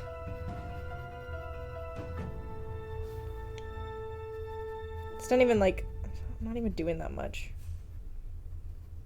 John Wayne Gacy's early life was marked by a tumultuous family dynamic That does look and so much better than the struggles lines. that would later shape his psychological development down the road. Born on March 17, 1942 in Chicago, Illinois, Gacy was the second of 3 children and the only son of John Stanley Gacy and Marion Elaine Robinson. His father, a World War I veteran, struggled with alcoholism and subjected young John to frequent verbal and physical abuse. And this abusive relationship just set a precedent for the toxic dynamic that would persist throughout Gacy's childhood and adolescence. And the paternal abuse Gacy endured was not merely sporadic. It was a constant presence in his formative years. Not a good start. His father consistently belittled him and drew unfavorable comparisons between John and his sisters. And this persistence of degradation had a very profound impact on Gacy's self-esteem and his perception of masculinity. And one particularly poignant incident occurred when Gacy was just 4 years old. His father would beat him for accidentally disarranging car engine components, an event that Gacy would recall as one of his earliest childhood memories. And this incident just exemplified the harsh and unforgiving nature of his father's treatment, which often centered around perceived failures and inadequacies. So just the first ingredient in our serial killer stew, okay? Nature, nurture, nurture, bad. But in contrast to his father's cruelty, Gacy's mother, Marion Elaine Robinson, attempted to shield her son from the abuse, so that's good, at least. However, this protective behavior inadvertently fostered a deep-seated resentment in Gacy towards both his father and expectations placed upon him. And the dichotomy between his parents' treatment created a very complex emotional landscape for the young Gacy, one that would influence his interpersonal relationship and the reference is wearing in the years to come. And Gacy's childhood is very would be beautiful, further but complicated by a series of health issues. Don't He developed know a heart how I condition would that led do to this. frequent hospitalizations, and rather than his father offering him Goes kinda support, length. like a good dad does, his father just accused him of feigning illness for attention, just deepening the rift between the two. And this lack of paternal empathy during times of physical vulnerability likely contributed to Gacy's feeling of isolation and inadequacy. And the extent of Gacy's health problems became more pronounced during his teenage years. Between the ages of 14 and 18, he spent nearly a year in hospitals due to unexplainable blackouts and a burst appendix. Kid had it rough, before he was an absolute monster POS that deserves to be in hell. Do feel bad for the kid, And these prolonged periods of hospitalizations really affected his education and social development. So the physical ailments combined with the emotional trauma of his home life just created the perfect storm of psychological stress during his formative years. And at the age 17, Gacy would experience another traumatic event that would have a far-reaching consequence for his psychological well-being. He would unfortunately be SA'd by a family. An experience he would actually never disclosed to his parents. So this just combined with everything, all the hospitalizations and all the treatment of his parents. That's just like the cooking of, ingredient in the serial killer stew, if you will. But despite the abuse, the medical issues, and the SA, Gacy actually managed to maintain close relationships with his mother and his sisters, Karen and Joanne. And these familial connections provided him with some emotional support during his tumultuous childhood and adolescence. However, these positive influences in his life would not outweigh the bad. It just gets bad from here. And as Gacy entered adulthood, the effects of his troubled childhood began to manifest in complex and disturbing ways. The manipulative tendencies and violent impulses that would later characterize his criminal actions can be traced back to these formative experiences. And Gacy's childhood would also shape his interactions with authority figures and his desire for approval. As he grew older, he developed a keen ability to present a facade of normalcy to the outside world, a skill that would later enable him to be able to commit these crimes and get away with it for a very long time. So in 1960, at the age of 18, he ventured into the world of politics, where all good people come from. I love politicians. Working as an assistant precinct captain of a local Democratic Party candidate. And although this sounds like a really cool, impressive job, it was not met with approval from his father. Still, this guy still can't get approval from his father. He just completely dismissed his son's efforts by labeling him as a patsy. And the criticism A just patsy? further strained What the their fuck is that? already tumultuous relationship and underscored the ongoing tension between Gacy and his father. So at this point, seeking a change of scenery, Gacy relocated to Las Vegas in 1962. And there he found employment in an ambulance service before transitioning to a position as a mortuary attendant. The irony is palpable. And it was during this time at the mortuary that Gacy had a disturbing encounter that would leave a lasting impact on his psyche. He would come into contact with the deceased body of a young teenage boy, and in a moment of profound disturbance, he would embrace and caress the corpse. And this experience left Gacy in a state of shock and pleasure, and may have been the pivotal moment in the development of his later pathological behavior. And then upon returning back to Chicago, Gacy demonstrated a drive of self-improvement and professional advancement. Despite not having completed high school, he enrolled And in that's why they Northwestern don't Business College and hire successfully men for the graduated morgues in anymore. 1963. And the achievement Well, they do, but completely I'm opened doors pretty for sure him. it's It way secured a less management trainee position with the Nunn than it Bush used to Shoe be. Company, where he began to showcase his business abilities. And the year 1964 marked as a significant turning point in Gacy's life. He married Marilyn Myers, a co-worker of his, and relocated to Springfield, Illinois, where he excelled both in his career and community involvement. And rising through the ranks of the Springfield JC's civic organization, Mods kill him. Gacy would eventually be named the vice president and would be recognized as being the third most outstanding JC in Illinois, whatever that means. So this period, To be fair, I've of heard a his bunch life of stories of girls in Gacy's ability to mortuaries present doing a not so facade good of things. Yeah. normalcy and success to the outside world, a skill that would come in handy as he delved into the world of killing. And it was during the time that he was with the JCs, Gacy would experience another pivotal moment in his sexual development. And this moment would be a homosexual encounter with a colleague. And this event would mark a significant point in Gacy's life as he grappled with his sexual identity, a struggle that would just continue to influence his actions in those years to come. And I'm not at all saying that homosexuality led him to do these things that he's about to do in any way, shape, or form, obviously. But him questioning his sexual identity led him to confusing roadblocks in his already very confusing mind, and obviously odd fixation with dead bodies. Glad we cleared that up. Let's continue. But Gacy's ability to maintain a respectable public image while harboring deviant impulses is a classic example of a psychological concept of masking in sociopaths specifically. He became very well liked in his community, hosting large summer parties that attracted hundreds of guests, including politicians and business associates. And these social gatherings just reinforced his image as a community-minded individual, a good guy, if you will, all while concealing his growing criminal tendencies. However, Gacy's carefully constructed facade began to crumble in 1960. Did it? When he was arrested For for real. saying a teenage boy named Donald Voorhees. So this incident would mark Gacy's first criminal conviction and resulted in a 10-year prison sentence at the Anamosa State Penitentiary. But despite the severity of the crime, Gacy served only 18 months before being released early. 18? That's It's so crazy how many people who are released who will go back to like killing and doing exactly what they. Oh my god. And the impact Why? Why does nobody see? His personal life was immediate and severe. His marriage completely dissolved, with the divorce being finalized while he was still incarcerated. Womp womp. So this marked the end of Gacy's relationship with his wife and children, whom he would actually never see again, which is for the best. So the loss of his family and his reputation in the community he worked so hard to cultivate likely just exacerbated Gacy's psychological instability. And reports suggest that during the time that he was in prison, Gacy's criminal tendencies continued to just Couldn't be manifest. I mean, the guy any was just surrounded by criminals. correlation? That's what I'm He saying. allegedly even tried to hire a hitman to eliminate his accuser, who was Donald Voorhees, the teenage boy, though his plan luckily and ultimately failed. And the incident just provides insights into Gacy's growing disregard for human life and his own willingness to resort to extreme measures to protect himself. So upon his release from prison in 1970, John Wayne Gacy returned to Chicago, where he initially resided with his mother. And this marked the beginning of a period of remarkable success and public acclaim for Gacy despite his criminal history, which is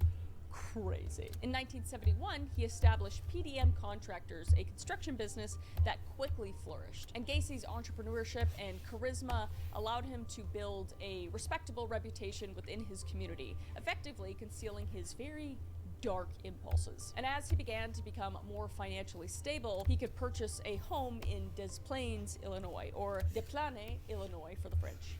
You're welcome. And the year 1972 proved to be a very pivotal point for Gacy. He married Carol Hoff, a divorcee with 2 daughters, further solidifying his image as a reformed, upstanding citizen, which, like, looking at it now, he absolutely just did that for the image. I imagine he didn't give a flying shit about anybody that was around him. He just used people. And Gacy would immerse himself into community activities, volunteering for political campaigns, and performing as Pogo the Clown, the thing of nightmares at local events. And his involvement in these pursuits served to reinforce his public persona as a benevolent and civic-minded individual. But alas, he was a sick-minded individual. But that picture of him as a clown is locked in my nightmares. But in 1972, he would finally start to crumble into his violent tendencies. He would commit his first murder. And the victim was Timothy McCoy, a 16-year-old hitchhiker who Gacy had picked up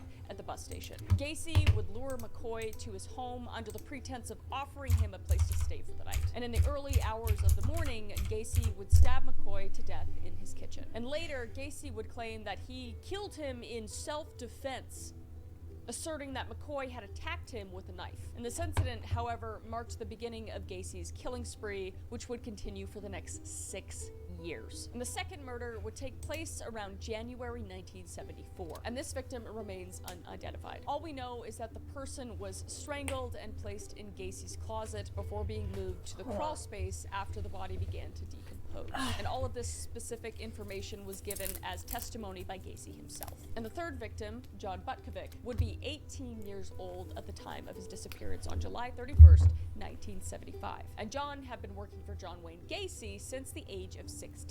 And shortly before his disappearance, Gacy and Butkovic were having money issues. And on July 30th, John and 3 friends went to Gacy's home, threatening to beat Gacy up if he didn't pay John the $300 that he was owed. Just beat him up.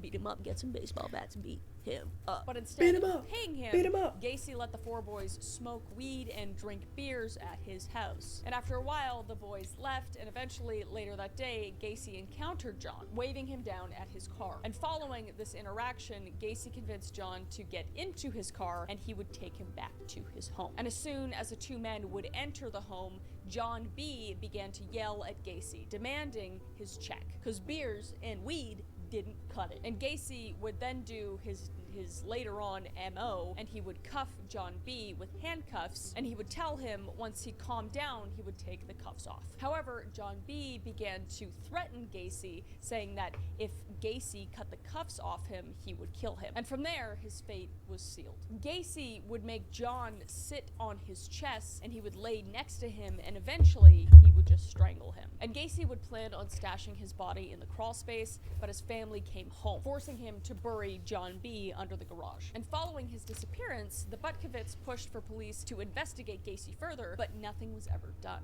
unfortunately. Which brings us to our next victim, which was Daryl Sampson, who disappeared on April 6, 1976. Now we're in a shorter cool down period time, which tends to happen with a lot of serial killers. We have that really long one, and then it slowly gets shorter and shorter because they get more and more impatient and more addicted to what they're doing. But at the age of 18, Daryl Sampson was invited into Gacy's home under the pretense of a construction God, why are job, police but so shortly incompetent? after That's what I'm saying. by Gacy. Initially, it Especially, was this is like back in the day too. disappeared by running away, but after police entered Gacy's home, his body was found underneath the dining room. This is obviously later on, after they actually found out Gacy was a serial killer. But until they found that out, everyone thought that he just ran away. And the next victim, Randall Reffitt, age 15, disappeared on May 14th, 1976. So now we're only like a month cool-down period. And he would also be discovered under the crawl space of Gacy's home during the police investigation after Gacy was caught. And his body would be identified via x-ray, and his cause of death would be a stab wound. And the next victim, Samuel Stapleton, was only 14 years old at the time of his disappearance. On May 13th, 1976, Samuel had just finished spending time at his sister's house and decided to walk back before his curfew. However, he would never make it home and was reported missing the next day. And his body would also be discovered under the crawl space of Gacy's home and identified by x-ray of his head that included his teeth. And his body was also found with a metal bracelet that his family and friends later identified as his, and this bracelet was actually used in charging Gacy with the death during his trial. And next, there was Michael Lawrence Bonin, who disappeared on June 3rd, 1976, at the age of 17. He was taken while traveling from Chicago to Waukegan, and his cause of death was strangulation via ligature. And his body was exhumed from beneath Gacy's spare bedroom. And next, there was William Billy Carroll Jr., who was known to be kind of a troublemaker around town. According to his father, William, quote unquote, when Billy was 14 or 15, he was caught with a .38 Smith & Wesson automatic pistol. According to what I've learned from some of his friends, he'd shoot it at people just to scare them. He used to like to watch them run. However, on his oldest brother's birthday, June 13th, 1976, 16-year-old William disappeared and was later discovered and identified in a shallow grave in the crawl space of Gacy's home via dental records on March 17th, 1979. And then there was James Jimmy Not psychotic at who was all. actually recently identified on July 19th, 2017 via DNA match to his family, previously known as Body 24. Hakinson disappeared on August 5th, 1976 at the age of 16. And on the day he disappeared, Jimmy called his mother to let her know that he had arrived in Chicago after traveling from Minnesota from his home. And once Gacy was arrested, James' mother contacted the police stating that her son might be one of the unidentified victims. However, at the time, the police could only use dental records to identify bodies, and James' mother just happened to not have any. And it wasn't until his nephew told his father and aunt to submit their DNA to the Chicago PD, and that his body was then successfully identified. And the next victim would be Rick Johnson, aged 17, and he disappeared on June 8th, 1976. So all of these murders are happening very, very close together. And he would disappear after his mother dropped him off at a concert. Not much is known about how Gacy and Rick met. However, we know that Rick died on August 6th, 1976, and his body was found inside the crawl space buried over top of the body of James Hakinson. So at this point, he's just stacking bodies on top of each other under his floorboards while his family is living in the same home. And just His going about family is living there? being a fucking clown, and then having his construction company, a construction company in which he found a lot of his victims. He would just tell them that they could have a job, and then he'd have them over, and then he'd do relatively the same thing over and over again, you know, either getting them drunk or handcuffing them, promising them jobs. It's just sick. And the fact that it took so long for them to find him is just awful. And then there is the next victim, Gregory Godzik. And there's little known about the disappearance of Gregory. All we know is that he went missing on December 11th, 1976, and he was exhumed from the crawl space of Gacy's home. And investigators were able to place Greg in Gacy's home because his wallet and some of his other belongings were found there. And at age 19, John Sick had recently moved to Chicago and was eager to start a life. However, he went missing January 20th, 1977. And later, during police investigation, he would also be found in Gacy's crawl space. And then there was John Prestige, age 20, who had come to Chicago to visit a friend and eventually stayed after finding work with a Chicago contractor. And he would be last seen on March 15th, 1977, and his body would also be found in the crawl space. And I know I'm saying, you know, victim one after another, but I think it's important to speak on all of the That's what I'm saying. What crawl space? Did he make one? As sickening as it is, I don't want to breeze past any of them. So next we have Matthew Bowman, who was last seen by his mother at a suburban train station and reported missing by his sister July 5th, 1977. And other than his body being found under the crawl space, not much is known about how he came into contact with Gacy or how he died. And then there was Robert Gilroy, the son of a Chicago police sergeant. And he had actually grown up just 4 blocks from where Gacy lived, but investigators couldn't link any evidence as to whether that played a factor in his disappearance or death. And Robert was last seen September 15th, 1997. And unfortunately, his body would also be found under the crawl space at the age of 18. And then there was John Mowry, who at age 19 completed an intense 18-month Marine training and enjoyed his time in Chicago with friends and family. And on the night of September 25th, 1977, he stopped by his family member's house and informed them that he was going out. However, according to his roommate, who worked for Gacy's construction company, his dog had been run over. And this claim would be corroborated by his girlfriend, who claimed the last time the two had talked had been on the phone that night when Mowry went missing. And following this incident, Mowry would never be seen again. And when investigating his disappearance, his roommate was very adamant about not calling his missing roommate, which some believe meant that he knew that Gacy was responsible for Mowry's disappearance, because that is very strange. And when investigators ended up digging up Gacy's mass grave, John Mowry's body was among the deceased in the crawl space. And among the many items that were discovered in Gacy's home, Mowry's brown suede jacket was found and used as evidence to prosecute Gacy during his trial. And next would be Russell Nelson, who disappeared on October 17th, 1977, after traveling to Chicago with a friend to work for a contractor within Chicago metro area. And investigators would never figure out whether that contractor that Russell worked for was Gacy or not. And his body would be recovered from Gacy's crawl space, and he would be 21 at the time of his death. Next would be Robert Winch, who was the son of a physics professor at Kalamazoo, Michigan, where he would live for most of his life, and then he would move to Chicago at the age of 16. And while in Michigan, he was kind of known for running away from his foster home. So when he disappeared on November 11th, 1977, it wasn't that surprising. And he would be last seen eating at a McDonald's with a friend after being dropped off by his girlfriend. And while at McDonald's, he would be approached by John Wayne Gacy, offering him a contracting job. And he left the McDonald's with Gacy and was never seen again. And while investigators would later search Gacy's home, they would find his tiger's eye belt. Then there was Tommy Bowling, who was 20 years old at the time he disappeared on November 18th, 1977. And at the time, he was struggling with drugs and had a wife and a 3-year-old son. And his body would be recovered under Gacy's crawl space as well. And the body of David Talsma would also be found in Gacy's crawl space and was identified by x-rays on his left arm on what would have been his 21st birthday. And his father reported him missing on December 14th,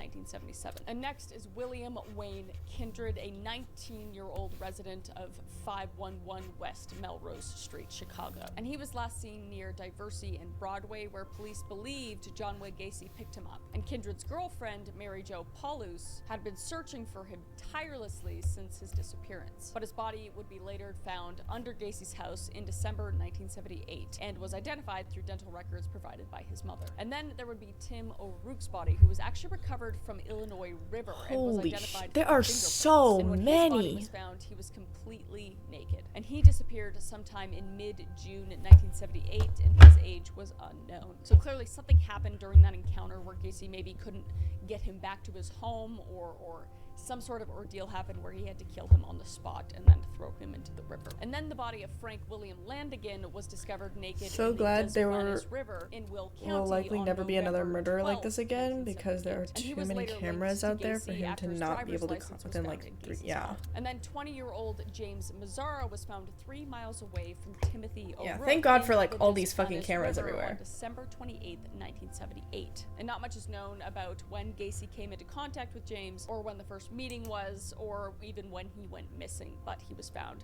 nonetheless. Clearly, Gacy found a new dumping ground because he had so many bodies under his house. And the next victim is Robert Peast, a 15-year-old in Des Plaines, Illinois, who disappeared on December 11th, 1978. And he was last seen in Nissan Pharmacy, where he worked, telling his mother that he was going to meet a contractor for a potential job.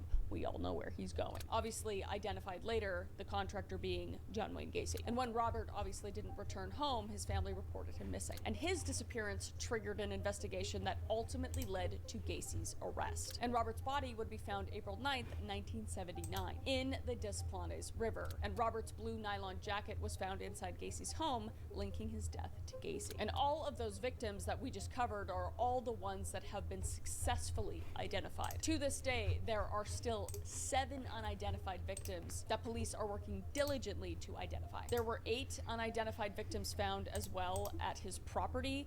DNA from the scene was unable to be extracted from them, and they just continue to be unnamed. But Gacy's ability to Space was maintain finally a double full. life during Oh, this yeah. period was remarkable. He Definitely. continued It was to be an active member of his community, hosting large parties and participating in local politics, and his construction business was thriving during this whole time, providing him with both financial stability and a means to access potential victims. And the contrast between Gacy's public persona and his private actions was very stark, illustrating his capacity for manipulation and deception. And as years progressed, Gacy's crimes became increasingly brazen. He began to take greater risks, sometimes committing murders while other people were present in his home. And this escalation and risk-taking behavior would just ultimately contribute to his downfall. And despite his efforts to conceal his crimes, suspicion began to arise within his immediate circle. His second wife, Carol Huff, reported finding wallets belonging to young men in their home and noticing a peculiar odor emanating from the crawl space. How the fuck could you not smell like 20-30 bodies under your floorboards? I'm assuming she had her nose cauterized or so. I don't understand how you could just be like, well, I guess if you go nose blind, because I go nose blind very easily, but like, it's probably just, I don't think you can go nose blind from I a don't even know decomposing how corpse. Gacy would play that off. Like, he would just say that he was, I don't know, refusing to shower for years and just blaming it on his own fucking disgusting body odor or something. I don't know. I don't know. I don't understand how that's even possible, but I digress. But it says that every time she brought it up, Gacy would just somehow explain it away. So I can't think of anything else. He's like, oh, there's mold in the walls. And she's like, shouldn't we move? And he's like, no! We can't. So the turning point came in December 1978 when the disappearance of 15-year-old Robert Peast was linked to Gacy. Peast had last been seen at the pharmacy where Gacy had been working, and witnesses reported that Gacy had offered him a job. And this disappearance would trigger a much more thorough. Okay, there's a difference between an icky smell and the smell of rotting. That's what I'm saying. Like, extent of his crimes. disgusting. So the disappearance of Robert on December 11th, 1978 marked the beginning of the end for John Wayne Gacy, the killer clown. So police would obviously go to Gacy's home, and the police would scrutinize okay, I'm gonna try and Gacy, get the essence of her outfit. Suspicious items that raised alarms, to say different. the least. And these included items belonging to This is so cute. men, I love as the well off-shoulder as peculiar outfit. objects that seemed out of place in a Like, I like suburban this. household. And the mounting evidence against Gacy led to the implementation of round-the-clock surveillance on his residence. So under the weight of constant police scrutiny, Gacy's behavior became increasingly erratic. His attempts to maintain the facade of normalcy began to crumble as the pressure intensified. And on December 21st, 1978, the investigation reached a critical turning point when Gacy, unable to withstand the mounting pressure, made a shocking confession to police. He admitted to killing at least 30 men, quote unquote. A revelation that stunned even the most seasoned investigators. Because to everybody around Gacy, they thought he was the coolest guy. So nice, very professional, you know, very successful, great family. How could this guy be a murderer? It basically shook Chicago. Then there was the grim task of excavating Gacy's property, which began on December 22nd, 1978. And over the course of a week, forensic teams meticulously searched the crawl space beneath Gacy's home, uncovering a horrifying scene, as you already know. And the excavation revealed dozens of decomposing bodies, confirming the extent of Gacy's murderous spree. And the process of recovering and identifying the remains was painstaking and emotionally taxing for all involved. And if we take a look at this house, it is just. And now if a truly wealthy, haunting. successful man turns out to be a psychopath, you just go, there's another one. Yep. Like, it's not a shock anymore. Which I'm sure was just a weird fucking pleasure treasure trove for him. It is sick, just a sick bastard. I hate this guy. It's just sick, especially with his family living on that in the house too. Oh, makes me sick. And he lived at 8213 West Summerdale Avenue, Chicago, Illinois. And this place became a burial site for all the victims I listed. So when investigating his home, the crawl space housed 26 bodies beneath it. And they also found a body under the garage and one in the yard. And I mean, at this point, he was literally collecting them. Not only killing them in his home, but burying them in his home. It's like he had this possession over these bodies. It was just sick. And despite the extensive efforts of forensic experts and law enforcement, several of Gacy's victims remain unidentified, as we said. And this tragic reality underscored the far-reaching impact of his crimes and the challenges faced by investigators in bringing closure to the afflicted families. And the magnitude of Gacy's crimes became fully apparent when he was formally charged with 33 counts of murder, one of the highest numbers in the United States criminal history. And the trial, which began in 1980, captivated the nation and shed light on the dark underbelly of a seemingly ordinary suburban life. And Gacy's defense team attempted to mount an insanity plea, which is insanity, Don't they all? arguing that their client was not in control of his actions at the time of the murders. However, the strategy quickly unraveled as expert testimony consistently ruled that Gacy was sane and fully aware of the nature of his consequences of his actions. I mean, you're talking about a guy that could like fully function and have a full business, own a business, run a business, have a family, be well liked by everyone around them, like have nothing seemingly mentally wrong with them, and then they try to get the insanity plea. It's just, it just makes me hate defense attorneys. I don't hate them all, but I mean, let's not get into that, but they should kind of be in jail too. Anyway, Gacy's attorney, that is. And the prosecution presented a mountain of physical evidence and testimony that painted a clear picture of Gacy's methodical and calculated approach to his crimes, because every one of these crimes was so thought out and premeditated. Like, you couldn't argue it. And the jury, having heard weeks of gruesome testimony and examined the overwhelming evidence, required less than 2 hours of deliberation to reach their verdict. And on March 13th, 1980, John Wayne Gacy was found guilty on all counts and sentenced to death for his heinous crimes. Whether you agree with that or not, I'm not upset about it. And following his conviction, Gacy spent the next 14 years on death row. So he had to rot a little bit, which I also like. And during this time, he granted numerous interviews, maintaining his innocence in later years despite his earlier confessions. So the guy just wanted attention, because he's a little attention whore. He's a little creepy clown attention whore bitch. And it's weird to see some of the interviews because it has him having all the documents of his known victims and being able to look at them, and also in confident state that he has no recollection of any of them, when you know he remembers every single one of their faces and everything that he did to them. It's just, he has a very punchable face during his interviews. But the final chapter of John Wayne Gacy's life unfolded on May 10th, 1994, when he was executed by lethal injection. Womp womp. And witnesses to the execution reported a disturbing scene describing what appeared to be a botched procedure, which I just call karma. The chemicals used in the lethal injection process reportedly caused Gacy to experience prolonged suffering, raising questions about the humanness of the execution method, which, you know, is fair. You know, I mean, he's a monster. That doesn't mean we, the innocent people, need to be monsters, but maybe it was an accident. And if it was an accident, listen, who the cares? You know, he killed I love the term attention whore, yeah. In his final moments, though, Gacy remained defiant and attention unrepentant, whore. which just makes it, like, I just don't feel bad for him. I don't feel bad for him, like, even a little bit. And his last words would be, quote unquote, "Kiss my ass." Well, karma kissed yours, you piece of shit. But it was just his final act of contempt towards society and his victims, revealing that even in death he showed no remorse. Should have tortured him, not gonna lie. Yeah, especially for like over steps. 30 men, like burning every second, young every boys. day and every night, and I sleep well Underneath his at night knowing house, that. But like, I digress. what? Gacy's psychological profile revealed a complex tapestry of disorders and motivations, because I do like to get into that, like how the hell does somebody become this?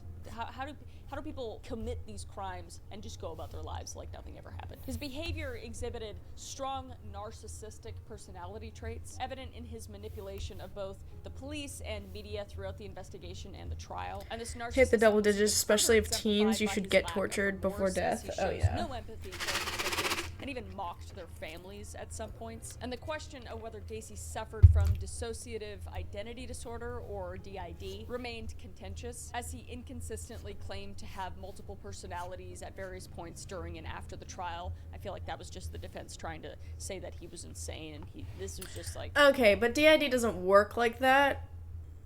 Like, if he says that he had multiple personalities, like, I feel like, because isn't DID, like, you don't know until, like, I feel like someone else points that out, or you have to find that out yourself. Like, you don't just know what's happening while that's happening, you know?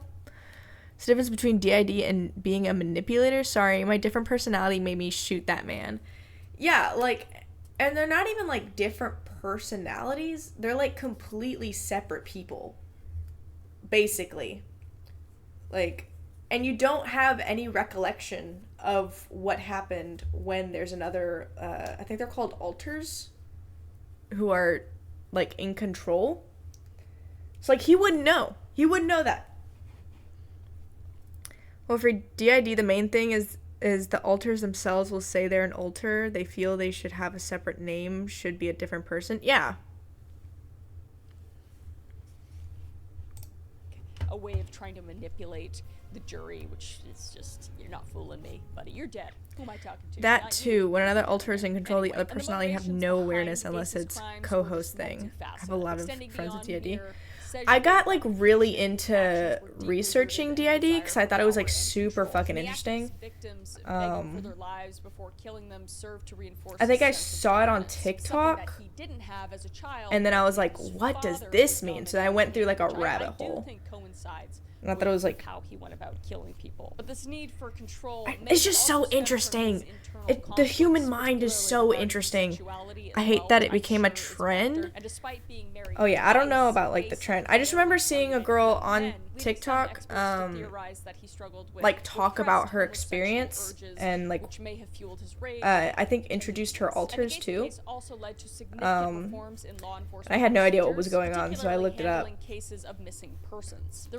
Of the 72-hour waiting period for reporting missing but yeah, children was the human mind is so fucking interesting. Child Recovery Act of 1984, ultimately contributing to the No, it became trendy to fake having it. System, oh. which, again, just well, I feel like that's it's trendy to fake any type of fucking diagnosis. Waiting period is fucking crazy. Like, even back then, like that. At least it's, like, kind of easy to figure out who's faking and who's not. Exhibit A for this motherfucker who blamed his other personalities for killing some people. Serial killers. And like, the FBI and other law enforcement agencies have since developed more sophisticated methods of identifying and tracking potential serial offenders. And these advancements, specifically DID though, like, for a while there were so many people on TikTok pretending to have it. Yeah. Contributing to the evolution of investigative practices in the field of criminal psychology. But all in all, giant piece of shit that I am glad is not breathing the same oxygen as all you beautiful. My favorite was, yeah, me my alter dream. He's an alt-tuber. What the fuck is that? I've never seen that. Like, be any less obvious, please? That's crazy. An alt-tuber? Get out of here. Dive into with me. If you like the video, like the video. If you want to subscribe, subscribe. This is obviously the best YouTube channel ever. And also, motherfuckers trading alters? That's not how this works. That's not how this works. Stay safe out there. Bye. That's not how any of this works. Crime, conspiracy, cults, serial killers, and murder. All things that I like to talk about, and I know you do too, you sick-minded, intellectual, beautiful-minded freak. I forgot what I usually say, and my mustache fell off. Today, we will be covering Do I have hair in my mouth? Oh, I do. Today, we are going to be covering 3 bone-chilling Canadian murders that I am certain you have not heard about. And not just any murders, but multiple murders, aka serial killers. So let's unbuckle your seatbelts, go Mach 5 down the highway, slam on the brakes, and bust through this windshield into these Canadian crime cases together.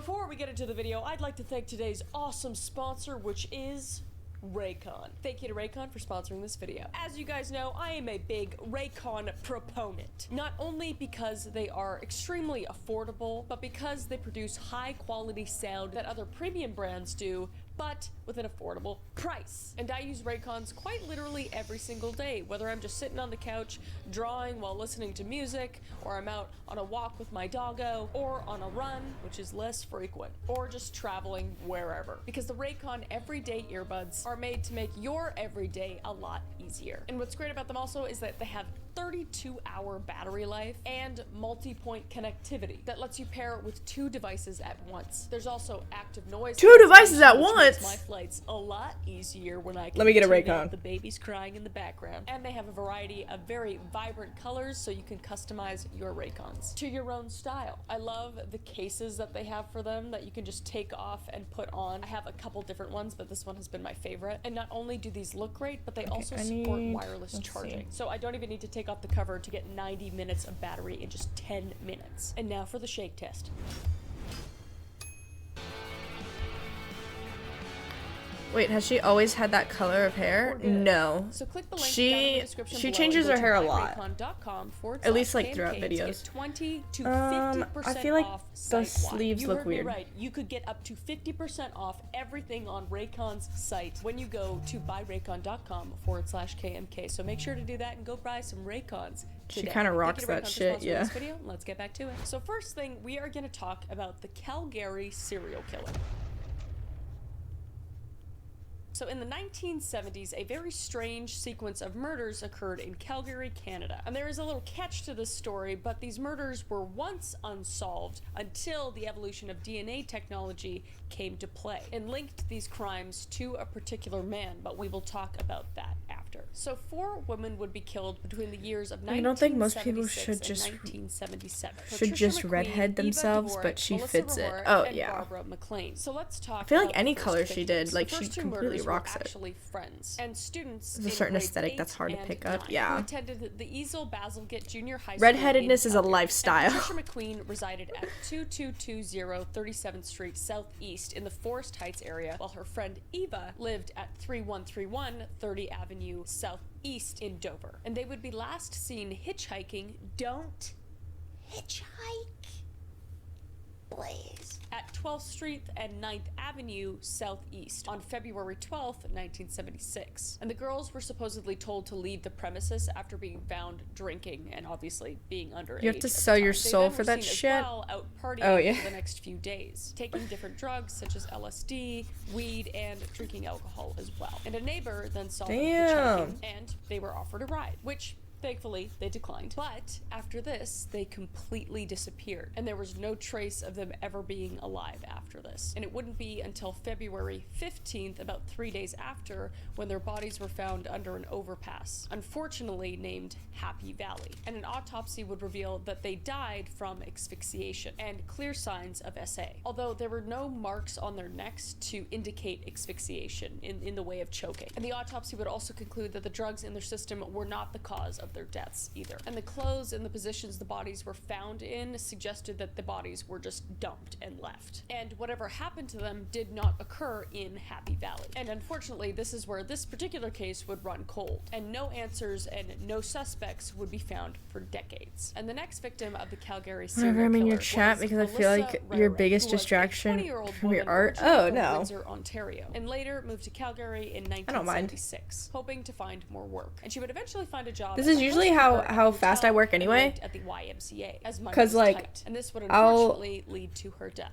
As one of her Streaming hobbies makes was me spending work time more on my outdoors. art And since money actually, was tight, because she also it makes me decided to feel. hitchhike. I feel bad if I like Out don't west to enjoy draw hiking in the and mountains for the add weekend on more September like 15th, 1976. content other She than would the be last video. seen by her roommate Because at sometimes the I'll just YMCA, sit back and then supposedly just around watch the 9:30 video p.m. and However, not a draw Calgary if I'm not transit driver streaming. reported that he may have dropped Melissa off near Baby Highway girl. 1 in the Bowness area, strangely enough, right next to Happy Valley, I where love the that. other 2 girls were found. And the next morning, September 16th, 1976, a body would be found in a ditch about 22 kilometers outside the city on a gravel road at around 10:50 a.m. near the Trans-Canada Highway. And she would be found fully clothed and had all of her possessions, including her cash. And the autopsy revealed that there had been It's so fun to pretend to be a fuckboy. Yeah. There were also signs of SA, and the cause of death was also asphyxiation, just like the other 2 victims. However, found in her hand were long black hairs that weren't hers. Because assuming during the struggle she probably was fighting. I tried really hard. Out of the killer's head and held on I think to the them blades after are the she blades died. too But with limited long? technology at the time, the culprit could not be identified yet. I think it Which might brings frame us the to face our well, fourth and but final victim, Barbara McLean. So the supposed know. last victim of the Calgary serial killer was Barbara McLean, who was 19 years old and was employed at a bank and was originally from Nova Scotia. And 6 months later, she would be killed by this mysterious serial killer. An overly social and free-spirited soul, she would often go out with her friends to local bars. And That's living with true. her boyfriend at the time, she and her partner decided to go to And they're supposed to be able to. they're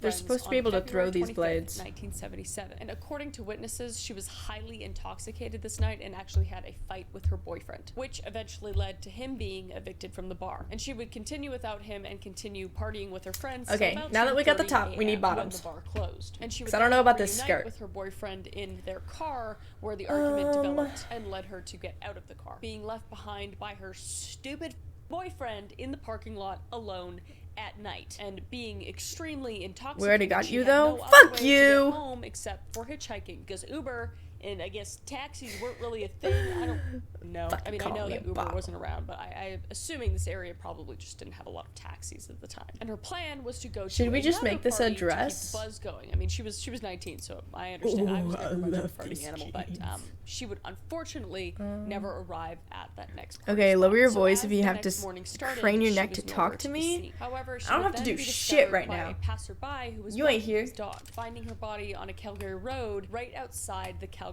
city limits. She was reported fully clothed, again with all of her belongings. However, her jacket was inside out, and she had obvious markings on her body from bruises and more. And no signs of SA were mentioned in the early reports until there was seminal fluid that was Come out from under your bed. seen later on. But again, no suspects were I'm not ever under found there. until decades later. As technology would evolve, Okay. they would Since we finally changed our develop outfit, I and feel like reopen it's the case only to fair that catch we the keep, Calgary serial killer. like, And multiple more the shit disappearances that's and not murders would on her happen over body, the years like in her hands and Calgary. shit. However, it wasn't until very recently that some of these would actually be solved and be linked to a man named Gary Allen Srury. So let's talk about this piece of shit and how technically this case wasn't officially solved. So Gary Allen Srury, if I'm saying your name wrong, I don't give a because you're a piece of shit, was a man with a criminal record, let's just say that. He was born in 1942 in Oak Park, Illinois, and he truly was a criminal at heart, with theft and evolved into charged convict after being arrested in Los Angeles for brutal SA grape, sodomy, and kidnapping. Just like The he worst really things ticked him ever. off really quick, just all the bad things, except for murder, yet. And he would then serve his time in San Quentin prison and was released. But the crimes obviously did not stop there. In 1974, for example, he was posted for bail for yet another grape charge in California, escaping the United States to avoid responsibility. Look at this piece of shit. He looks like he just looks like it. You know what I mean? You know what I mean? He's got one of those faces just... Can I just say, I And hate his long time in acrylics. Canada They're was such an chock inconvenience. full of more Oh yeah, crimes, love how they illegally look. coming into the Hate having them country on. and living You under know? multiple aliases to hide from the law. And these names Like ranged I from Willie had Long, some Rex like Long, and press-on Willie Rex nails Long. that were like I not guess this guy really liked long, T-Rexes or something. I but don't they really know. they I were don't know, like maybe a he's got, little like, really longer than I short arms or usually something. have, I don't know, I wouldn't be and they were surprised. sharp, and I loved them. But like once I got, and I had them over the break, and then I went back to school, and there's a lot of typing for me. It was so annoying. It was so annoying. I hated it. It felt so weird on my nails. Like, yeah, they look good on some people, but have fun typing on your phone, idiot. Oh, I loved typing on my phone with my the press-ons that I had. They were like, it's so. I love the noise. Thanks to the lack of technology for forensics and also changing disguises and more, like we talked about. He would also continually she move also around has, like, constantly as to evade the law, making making it extremely hard for the police to nail him down. And there are questions from authorities if he truly was the one responsible for the 4, but it's unclear. The force never truly closed the cases, reopening them frequently and exchanging notes between precincts. And in the 1990s, they would reopen the cases to investigate the DNA traces left behind at the scenes of the crime. And in 2003, they created a DNA profile for this unknown man to hopefully find more evidence in the future. And what they were able to find was a link between Melissa and Barbara, and it would be found that they were murdered by the same person. And thankfully, the case would finally actually be solved due to the evolution of the DNA technology, and the case would be reopened in 2023. And these connections finally linked to the culprit, Gary Allen Srury, who was completely off the radar for the initial investigation. But thanks to the help of the US, the cross-reference databases had matched. However, and this is where it's I don't think she's wearing shoes. Technically caught. Yeah, those are just socks. The mother died before he could have got caught, and he died in 2011. So it was like Fluffy-coats are so cute, right? 12 years after when he got caught. So just bullshit. And it is very unsure if those are the only crimes or murders that he committed in Canada. I'm going to safely assume he's murdered a lot more people, because his history just speaks for itself. And there's no doubt, as more investigations are reopened, the families of the victims can finally be given closure, knowing that the deaths of their families had been solved. At least we have that. At least we have closure for the families. But Gary is truly looking up at us from down below, just flaming, just boiling and burning and broiling in hell. And this is the victims' families' responses to the solved murders. Quote unquote saying, "We would like to thank from the bottom of our hearts the team of individuals who worked so many days and countless hours on solving this cold case. Without them, we would still not know today what happened to our sister Patsy, Patricia, not gonna lie, back to Soul Eater, I love crescent scythes. I think that's what they're called. Oh yeah. Dude, the animation of Maka's fights with her scythe are so scrumptious. By her family and all who knew her. Her bright smile and bubbly personality was contagious and lit up any room. When Eva was around, there was no sitting still, always dancing and singing any time of the day. She enjoyed spending time with her sisters and cousins while swimming, roller skating, and ice skating." And from Melissa's family, our message is one about Melissa, being a fun, loving, adventurous, and hardworking person. She was honest, positive person who trusted people. She enjoyed traveling to Banff, the original photo. For her love of nature, love this. I could not draw this for the life of me, but love it. Finally having the answers to questions that we've had to live with all these years. So I think that's like the most important part, is that these families got closure. But there are a lot of other families who had people that went missing and murdered that are still unsolved and might be linked to Gary, piece of shit Gary. So hopefully they're able to figure those out. But that is all we have for the first case, and we move on to the second uncaught killer. And this is actually like plural uncaught killers. There could be a span of serial killers for this case, and that is the Highway of Tears. And for those of you who don't know, the Highway of Tears refers to a remote and infamous stretch of Highway 16 in British Columbia, Canada, where numerous Indigenous women and girls, along with some non-Indigenous women, but mostly Indigenous women, have gone missing or been found murdered over several decades. These are so pretty. Oh my god, we could use this for the snake. We could use this for Snake Boy. About 450 miles from Prince George to Prince Rupert, this highway has been the site of tragedies that have left many families shattered and questions unanswered. Because like this is supposed to be scales for a mermaid, but we could definitely make this look like scales for a snake. Processes, but also highlighted the vulnerability of Indigenous women in Canadian society. These two. Because between 1969 and 2011, over 40 women, most of which are Indigenous women, have gone missing or have been murdered near or alongside the highway. And Indigenous women in Canada specifically face disproportionately high rates of violence and systemic neglect from law enforcement and government institutions. And the cases on Highway 16 have gained Girly Pop, stay in the kitchen, you can cook. The need for structural changes to address not just these specific cases, but also the broader national process. So let's get into some of the victims and some of the suspects. I'm leaning. I quite literally cannot talk about every single victim because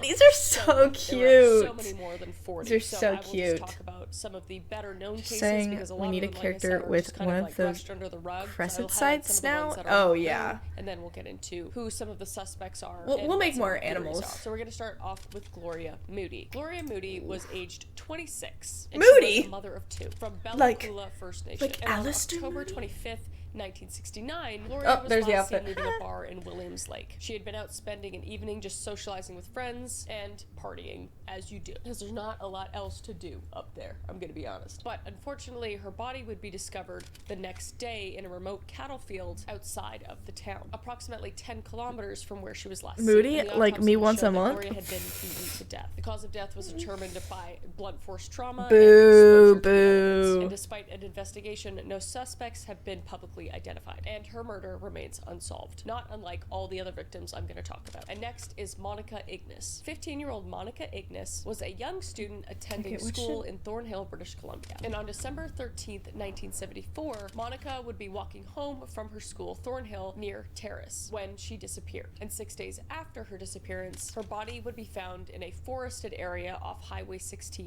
near Terrace. And Monica had been strangled to death, and no suspects had been publicly named, and her case remains unsolved. Next, we have Maureen Mosey. 33-year-old Maureen Mosey was a non-Indigenous woman living in Alberta, and she was known to Big talk for hitchhike someone who regularly need across me British Columbia and Alberta. to Don't. reach stuff for them. And Maureen would be last seen hitchhiking near Salmon I'd Arm rather in like British climb Columbia on May 8th, countertops 1981. And her body would be shit found the next before day along the asking stretch of Highway someone to reach 97 something for near me. Kamloops, British Columbia, about 150 kilometers south of the Highway of Tears region. And Maureen had also been beaten to death. And despite this case being widely publicized, it remains unsolved with no suspects. And next we have Alberta Williams, who was a 24-year-old Indigenous woman from Gitxsan First Nation in northern British Columbia. And she lived in Prince Rupert, a city near the western end of the Highway of Tears, like we talked about. And on August 26, 1989, Alberta would be last seen leaving a pub in Prince Rupert with her friends and her sister. Alberta and the group of friends had been celebrating the end of the salmon fishing season, but later that night she would disappear, and her body would be found on September 25th, 1989 in a rural area along the Highway 16 near the Skeena River. And Alberta had been SA'd and strangled to death. And despite extensive investigation at this time, no charges were ever laid. But in 2016, the CBC podcast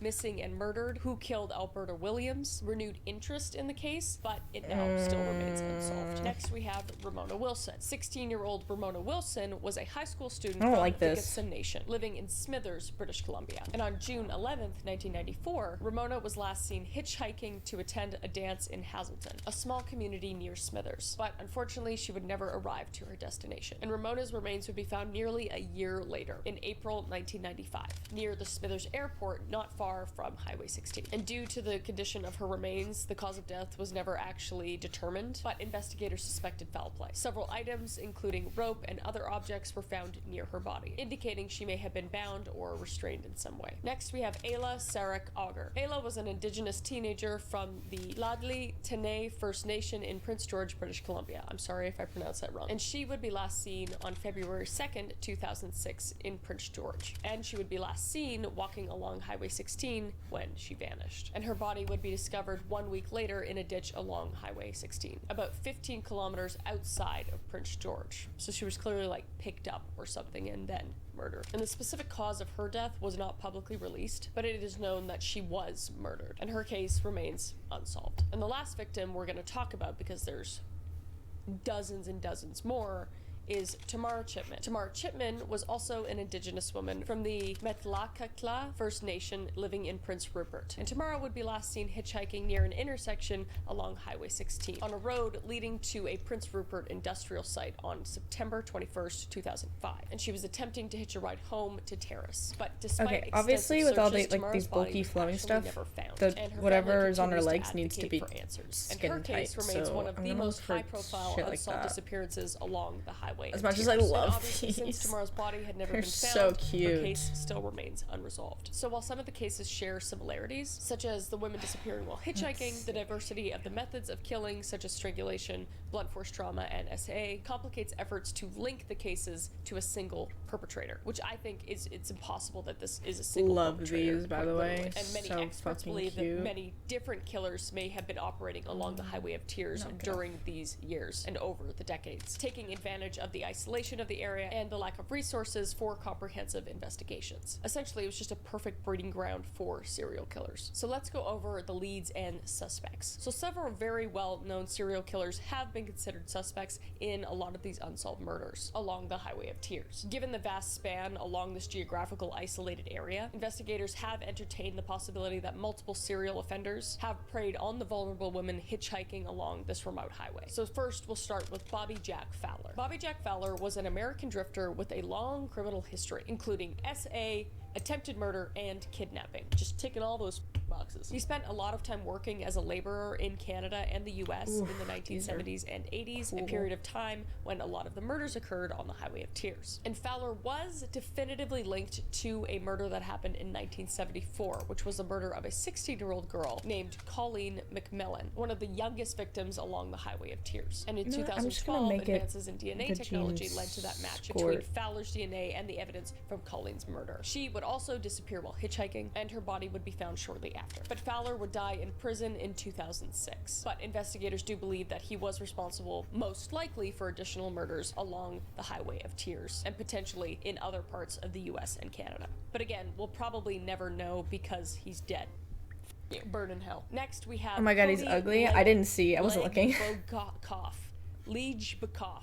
I don't care because you're stupid and a piece of shit and you're awful. I don't care. I don't care how you say your name. Anyway, Cody is a convicted Canadian serial killer and responsible for the murders of 4 women, including a teenage girl, between 2009 and 2010. Cody was only 19 years old when he began his killing spree. His victims, including a 15-year-old Lauren Leslie, were all from British Columbia, though not all of them were Indigenous or connected to the Highway of Tears directly. And where Cody's crimes do not precisely fit the pattern of the earlier Highway of Tears murders, his proximity to the region and the nature of his crimes, targeting women in rural areas, have raised suspicion that he could be linked to other unresolved cases. However, there is no conclusive evidence linking him to any of the Highway of Tears victims, technically. And his relative youth at the time of his conviction makes him less likely to have been involved in those earlier cases. Locked in, but investigators have not completely ruled him out as a suspect for recent I'm enjoying this drawing, and that brings us to Edward Dennis Isaac. Edward Dennis Isaac is a lesser-known suspect in the Highway of Tears murders. He was convicted of the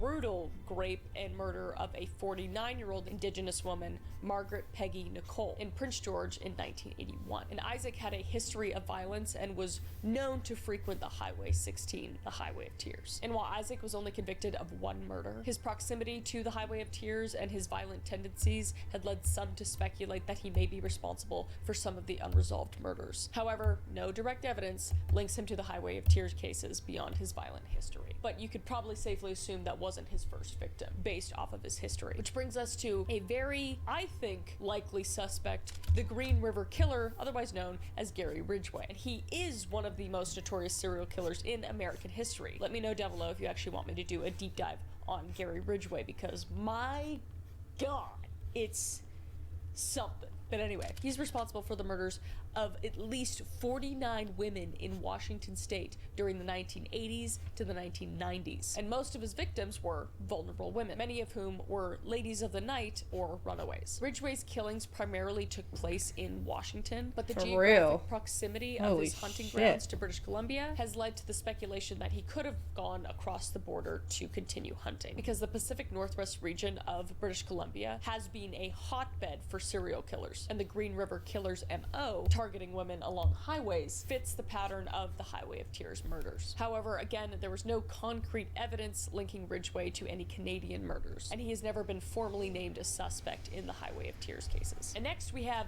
Keith Hunter Jesperson, otherwise known as the Happy Face Killer. Also, let me know if you wanted me to do a deep dive on him, because he is something else too. But Keith, otherwise known as a Happy Face Killer, murdered at least 8 women in the United States during the 1990s. And Jesperson, a long-haul trucker, traveled extensively across North America, leaving a trail of victims in multiple states. And he earned his nickname by drawing happy faces on letters he sent to the media, taunting authorities about his crimes. I love two of those bottom outfits, the 2 that showed Tommy. Jesperson's occupation as a long-haul trucker gave him the mobility to commit murders across vast distances, aka possibly the Highway Highway of Tears. And he would admit murdering multiple victims over those span of years of the Highway of Tears victims started to pile up. However, no direct evidence has ever connected him to any specific case in the region. But I feel like it's also fair to assume. And last but not least, we have the infamous Robert Pickton, which if you don't know who that is, you could check out this video for a deep dive. And the but one on my the God, other he's a side piece of the shit, ad. and my God, Oh. he's dead. He died. He died like months after I did that deep dive on him. I feel like it's probably for the best. But anyway, Robert Pickton is one of Canada's most infamous serial killers. I'd say the most infamous serial killer. But he was only convicted of murdering 6 women, but suspected of killing many more, possibly up to 49. And Robert Pickton said that he wished he could have got to 50. So it's like almost a guaranteed 49. I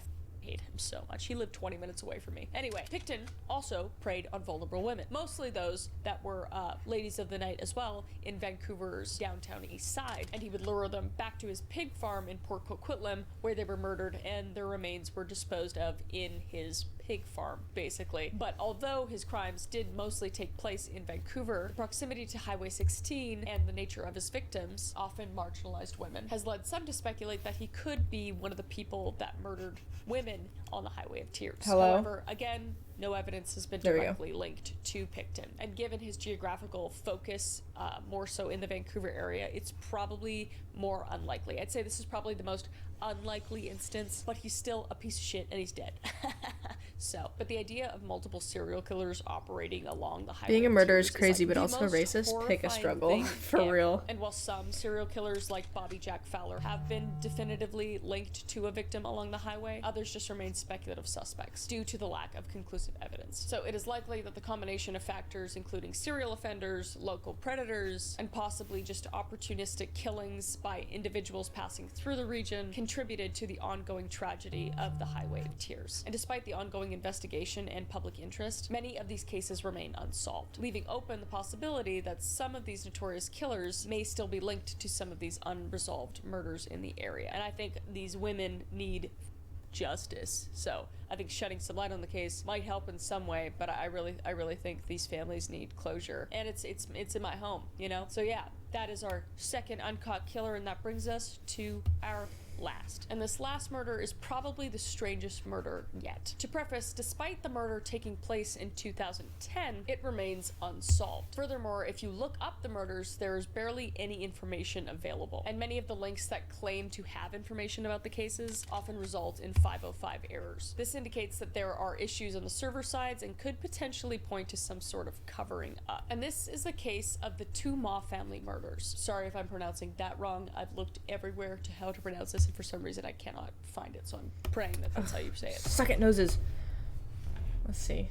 On August 6th, 2010, in Regina, Canada, residents of a local townhome began to complain of a horrible smell coming from one of the neighbors' residences. And as soon as the property manager was notified, they went over to check on the small family that resided there. And upon opening the door and walking in, they were horrified to see the family of 3 brutally murdered and rotting in their townhome. And the details of the crime scene have never been released or revealed. But it is said that the actual crime scene was so atrocious that the body's decomposition process was expedited due to the nature of their injuries. But the one definite piece of information that we do have about the crime scene is that a gun was not used in the murders. And the 3 victims were Gray Natu, aged 31, his wife Mama, aged 28, and their 3-year-old son, 7 June 2. And it is believed that the family had been deceased for at least 1 day before being discovered by the property manager. And as soon as the bodies were discovered, a massive search began with at least 25 Regina officers working at one time. And during the investigation, it was found that the family were Burmese refugees who came to Canada from a refugee camp in Myanmar. And they came to Canada in hopes to find a better life. And the neighbors within the complex were interviewed, and they claimed that the family was extremely quiet, Is this and the thing wife dumb? and child hardly ever left the complex unless the father was home. And Gray These aren't worked at even- a recycling plant, and Mama was a stay-at-home mom. And neighbors had also commented on how Gray was seemingly a very paranoid man. When he would leave from his home to go to work, he was seen checking Oh my outside God, this is his dumb. front door multiple times, ensuring that it was locked before he left. And it was said that suspicious-looking people went in and out of the home on a regular Is basis. your phone by The your priest mic, of the or is it church that the just family vibrating attended loudly? claimed that the My family phone was is very by my happy to mic. be in Canada, but that they were struggling to make ends meet with just the father My working. bad. And this could explain the sketchy people leaving and entering the house, because the family could have been engaging in some sort of illegal activities for extra cash. And maybe that was why they were so brutally murdered, because of a drug deal or something else that went wrong. And the only real piece of evidence that we have of the night of the family getting murdered comes from one of the neighbors named Mandy, who claimed to hear what sounded like fireworks coming from the two residents. More specifically, she said, quote unquote, "I know what fireworks sound like, and it wasn't fireworks. It was very loud. It was close.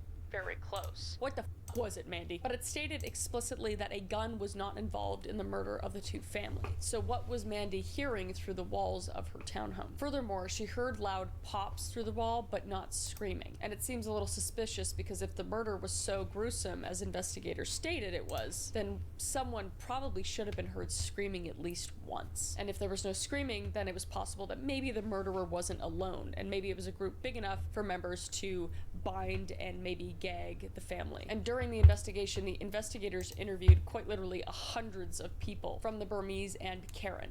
Not just a Karen, but the Karen people are an ancient ethnic population from Burma. And it was hard to gain any information at first because of the language barrier, but an interpreter was brought in. And still, the investigators learned nothing. And according to the local Karen population, they believed that the police had the wrong suspects, and that nobody in the Karen community would have committed such heinous acts against one of their own people. Even more strange is the fact that people from the interceptor responsible for interviewing the Karen community, went home early and left many people's testimonies off the official record simply because they were not interviewed. In an article, it says, an RCMP officer who speaks Karen was brought in to help during the early stages of the police investigation. It was expected he would be able to help build bridges and gain information on the murder from some of the estimated 600 Karen people currently living in the city. He returned home to British Columbia at the end of January. Quite a few Karen people were unhappy with the officer cooperation with the police, especially when it came to dealing with the people of interest that the police were investigating, according to Wyatt. So no suspects were ever found or listed, and the family of 3 never got their justice. So the cold case of the Tuma family remains unsolved to this day. And the city of Regina has put out a $50,000 reward for anyone who can provide any new evidence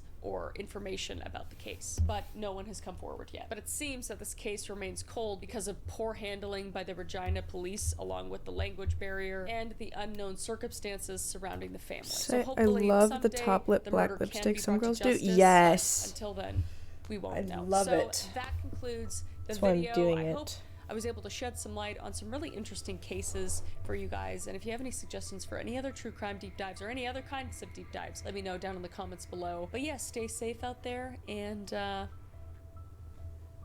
gonna go to bed. Bye.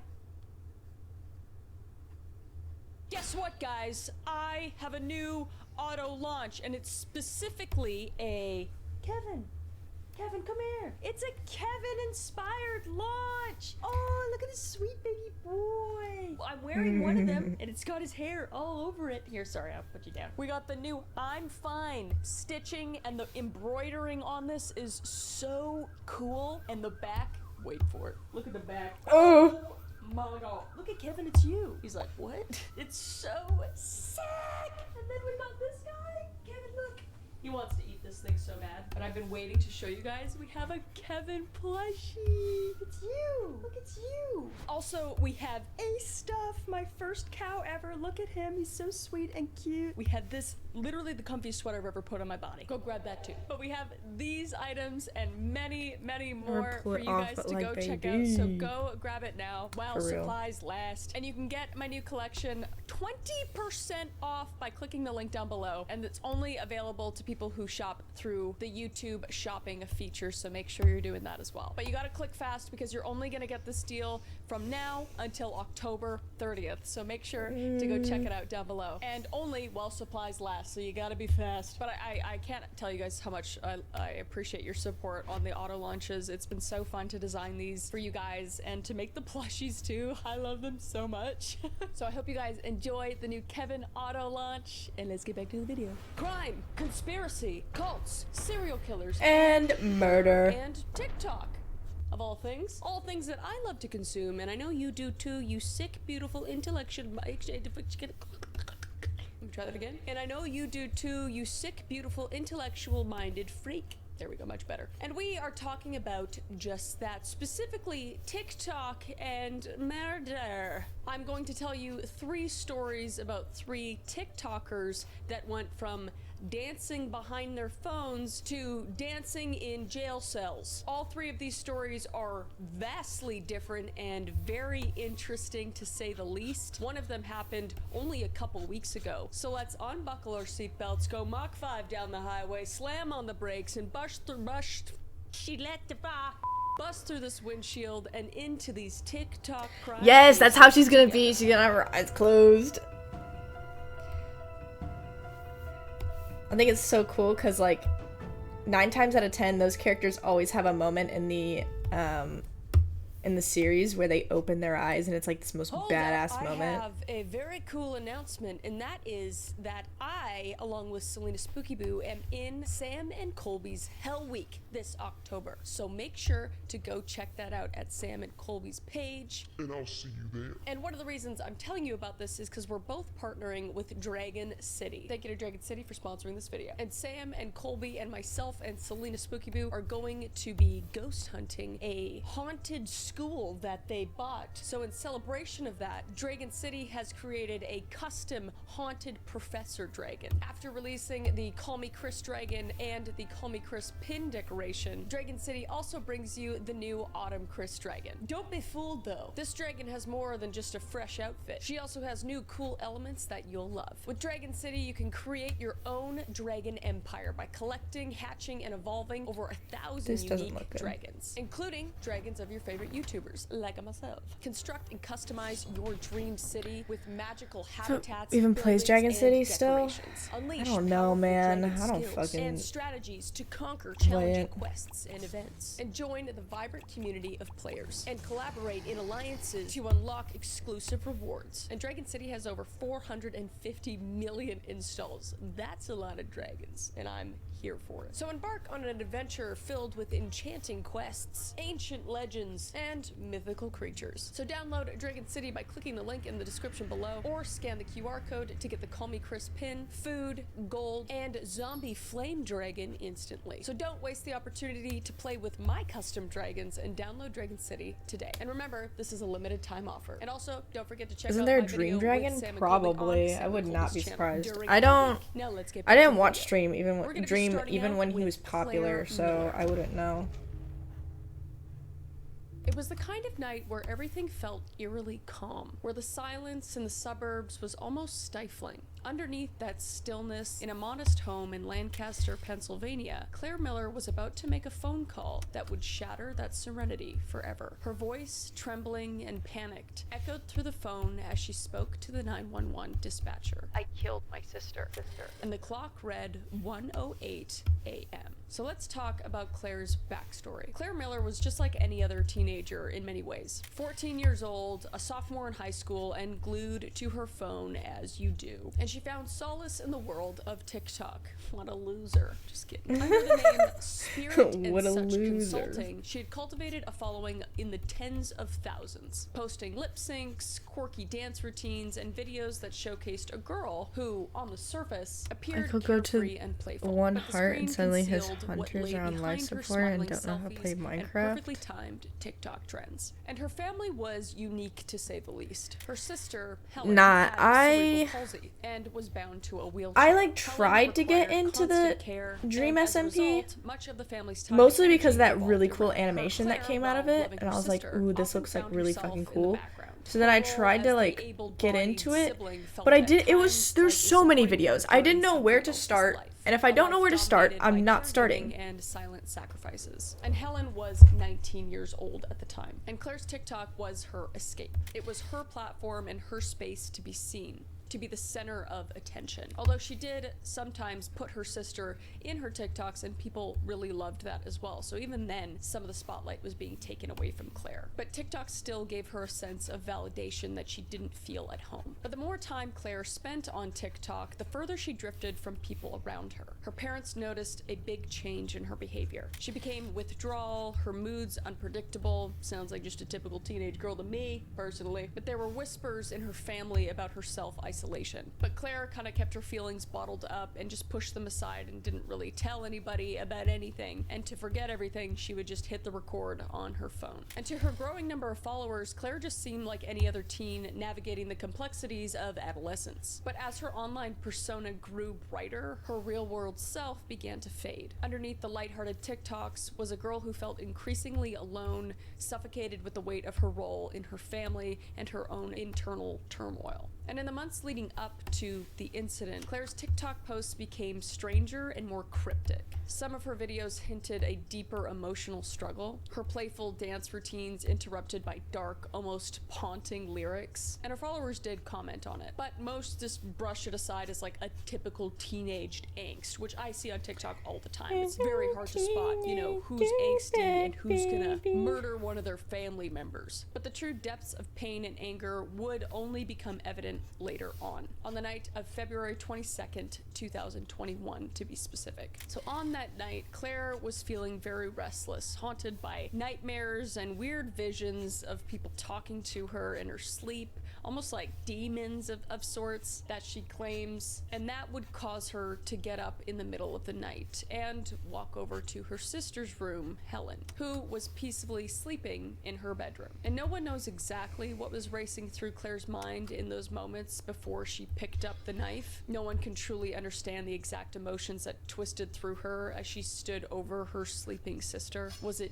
anger? Was it jealousy or desperation? We don't know, and we probably won't ever know. But in a flash of violence, Claire's world would change forever. She would bring down the knife on her sister, who was still sleeping in her wheelchair, and she would stab her to death. And oh my after God. the attack, Claire just stood Wait, she was there, sleeping in her wheelchair? breathless. Her body moved on almost an autopilot as she grabbed the phone and dialed 911. And her voice cracked as she told the dispatcher the unthinkable: "I killed my sister." And there was no attempt to flee, no grand cover-up, just a chilling confession and desperate plea for help. And when the police arrived, Claire was outside, her hands and clothes wet with her own sister's blood. And her face was just masked with shock, as though she herself couldn't fully comprehend what she had just done. And inside the house, officers found Helen deceased. It was much too late to save her life, unfortunately. And news of the murder quickly spread, drawing attention from across the nation. Claire Miller wasn't just any teenager, she was a TikTok personality. Her account, Spirits and Such Consulting, had grown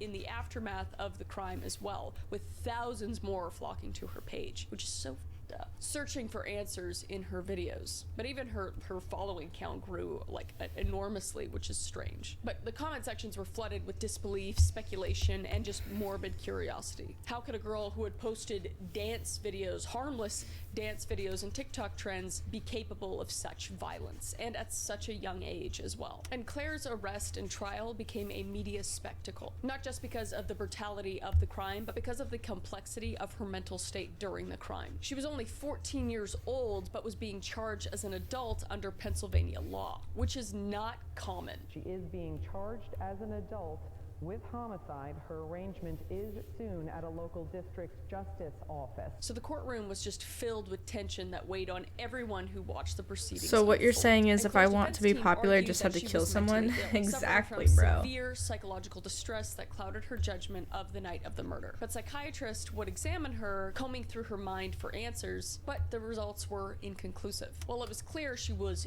deeply disturbed, she wasn't considered legally insane at the time of the crime. And as the defense lawyer pushed for her case to be transferred to juvenile court, Claire would just sit quietly, her face in a blank slate, as if the enormity of her actions hadn't fully sunk in. But despite the psychological evaluations and countless court hearings, the motive behind Claire's actions remained murky. She never provided a clear reason for why she had killed Helen, her sister. And any details from her mental health evaluations were kept private, leaving the public just to speculate on their own. So was it the strain of caring for her sister sister, the pressure of adolescence compounded by TikTok fame, or something even deeper hidden beneath the layers of emotional trauma. Again, we'll probably never know. So in March of 2023, Claire Miller pleaded guilty to third-degree murder. And the court determined while she was mentally ill, she was not legally insane. So she was sentenced to a prison term ranging from 12 and a half to 40 years. And her TikTok account, once a source of pride and validation, had been removed from the platform, but not before it had amassed a larger following in the wake of the tragedy. And this raised unsettling questions about the role social media played in her life and the lives of countless other teens navigating their formative years under the scrutiny of a virtual audience. And Claire would also petition to have her case moved to juvenile court, but it was declined in July of 2022. But yeah, I mean, that's the story of Claire Miller, and it's so devastating and sad, and it's kind of unnerving not to know exactly why it happened. I mean, clearly she was disturbed and not in her right mind, but I don't know. It's just it's nightmare fuel. But that brings us to our next TikToker, Marianne Oliver Snow.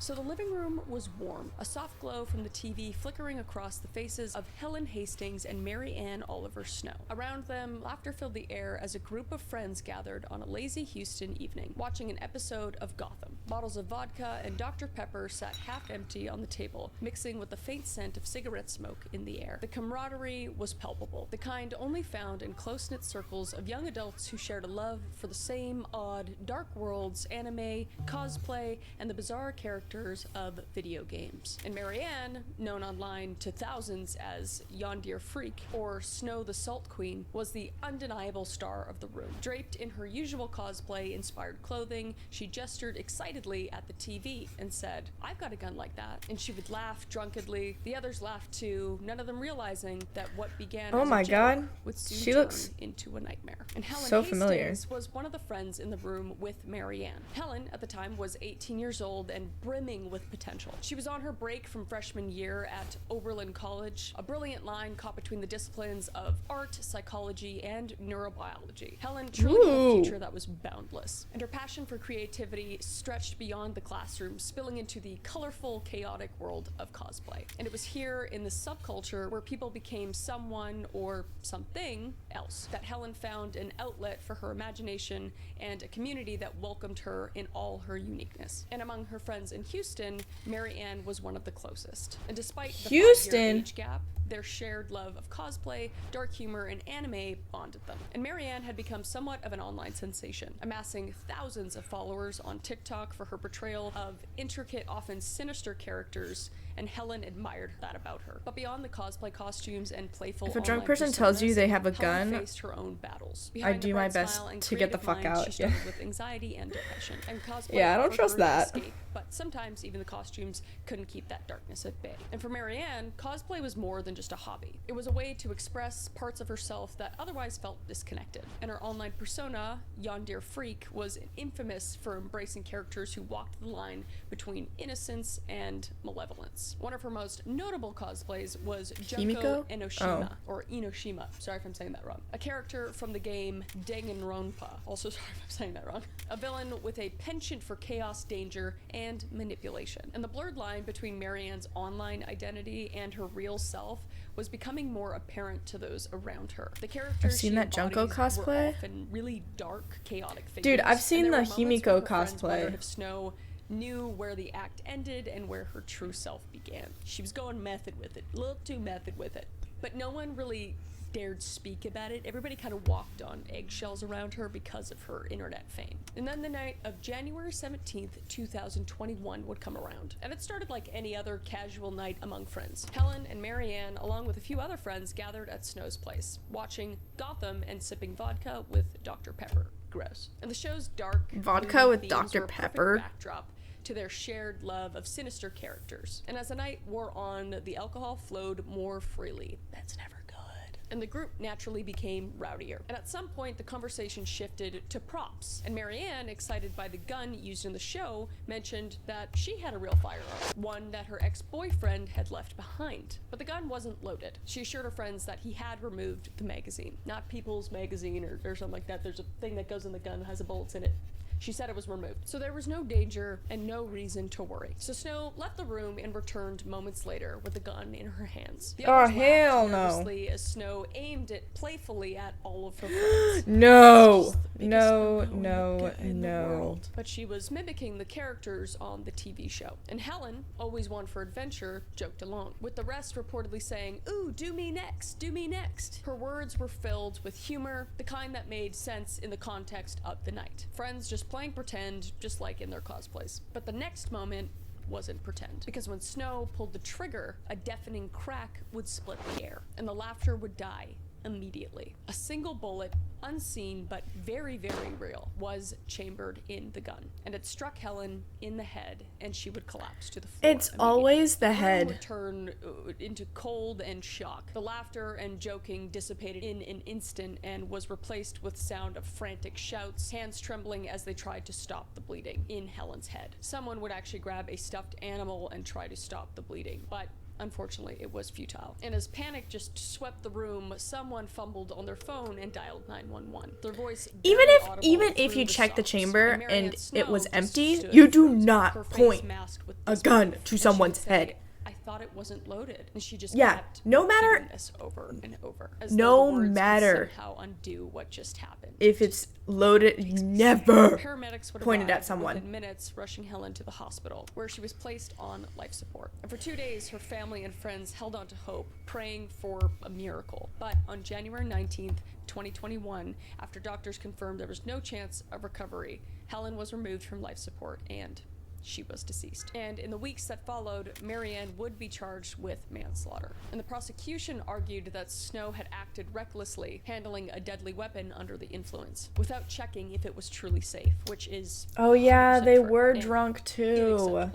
and unacceptable. And Marianne's defense was rooted in the idea that it was an accident and it was a tragic mistake, which we all would like to assume that that is the case, and I'm sure it is. She had been told that the gun was unloaded, and she had no intention of harming her friend. And as the case unfolded, questions of negligence and responsibility filled the courtroom. Could someone be held accountable for such a horrific accident when they truly believed there was no danger? Where did the line between innocent mistake and criminal behavior fall? And for her part, Marianne showed deep, deep remorse, cooperating fully with the law enforcement. But the case was far from simple, and as of the last report, Snow had not yet entered a formal plea, and the legal battle ahead was murky, as it often is in cases of accidental death. And in the aftermath of Helen's death, Marianne's online persona came under intense scrutiny. Known for embodying dark, villainous characters, her followers now questioned if the line between Snow's real life and her cosplays had been blurred beyond recognition. She continued to post online though, and her TikTok and Instagram pages were still active, but the content struck many as inappropriate given the gravity of the situation, which is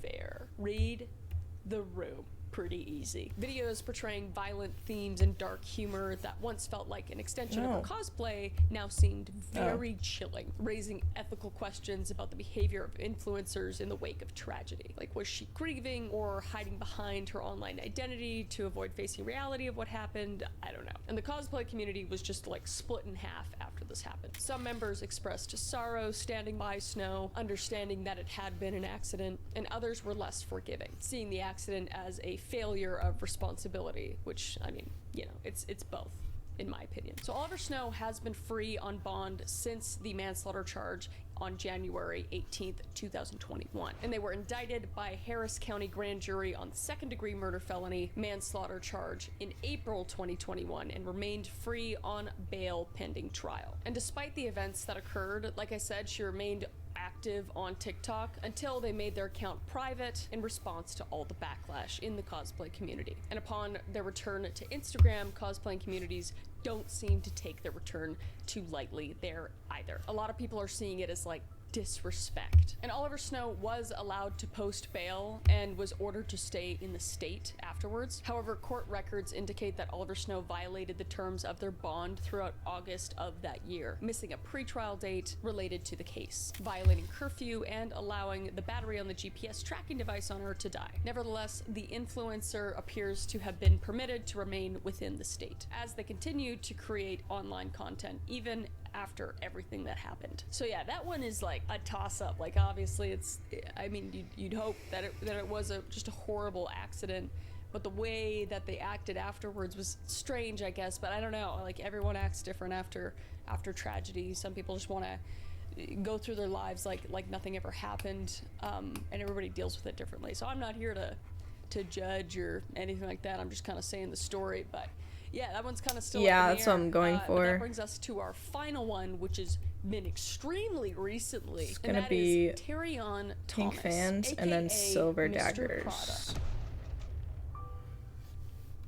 So the night was too quiet for a city like Baton Rouge, and yet the sound of Baton Rouge souls dragging across a concrete floor echoed in the dimly lit hallway of Terrion. Not the Thomas's fucking apartment sneakers building. His squeaking hands, sound. I slick with can't. I sweat, can't. struggled to grip the corners That of the sound has top been that concealed the ruined lifeless for me. form inside. His breath came in short, frantic bursts. What His isn't an eyes darted to the unfortunate stairwell, jawline? then back to the mess he had made. He hadn't Unfortunate planned jaw. for I think this. it's like a very rounded one or like But a nothing had non-existent gone according one. to plan since Maybe he like an became ugly jawline. Mr. That's Prada. what it is. So Terrion Thomas never set out to be famous, at least not famous like this. Growing The up in picture of Baton him they Rouge, showed. Louisiana, he was just another young man with dreams of making it out, of being seen, That is an or of unfortunate being jawline. somebody. Yeah. His family loved him, sure, but love wasn't enough to fill the gnawing void inside of him. The same void that pushed him to upload his first TikTok video. And the platform was perfect for him. Quick, effortless, and flashy. His early content was simple. Recreations of trending challenges, meme dances, and lip syncs. And his profile grew steadily. And so did the praise. Terrion became Mr. Prada. The nickname, an ironic twist, he had never owned anything from Prada, but his online persona oozed a confidence that screamed luxury. And it wasn't long before people started to recognize him on the street, greeting him with laughter and inside jokes from his videos. But as his follower count skyrocketed, so did the pressure to keep producing. And the love was addictive, but fleeting as well. His new fans wanted more and demanded more. One viral video wasn't enough. They wanted daily doses of Mr. Prada, fresh content, wittier jokes, edgier stunts. And when the content wasn't new enough, the trolls would come out. The trolls just up the side of the bridge. And the turning point came when well-known TikToker called him out for stealing his content. And the video went viral, more viral than any of his. And a side-by-side comparison of one of Terrion's popular posts next to the original's creator's work was mass spread, and it was bad. It was literally the exact same. And Terrion tried to laugh it off, tried to act like it didn't matter. He posted a video of himself looking smug, declaring, "Mr. Prada, unbothered. Y'all still watching me?" And his fans laughed and the views rolled in. But behind the scenes, the comments were cutting deeper. Words like fake, unoriginal, copycat flooded his notifications. And the memes mocking his work ethic spread faster than his own videos. And with each hateful comment, something inside Terrion shifted. His once carefree smile turned into something darker and something a lot more desperate. Best The thing you fame he can had do once as a craved content now creator is felt just like a not read the noose comments. tightening Oh around yeah. his neck.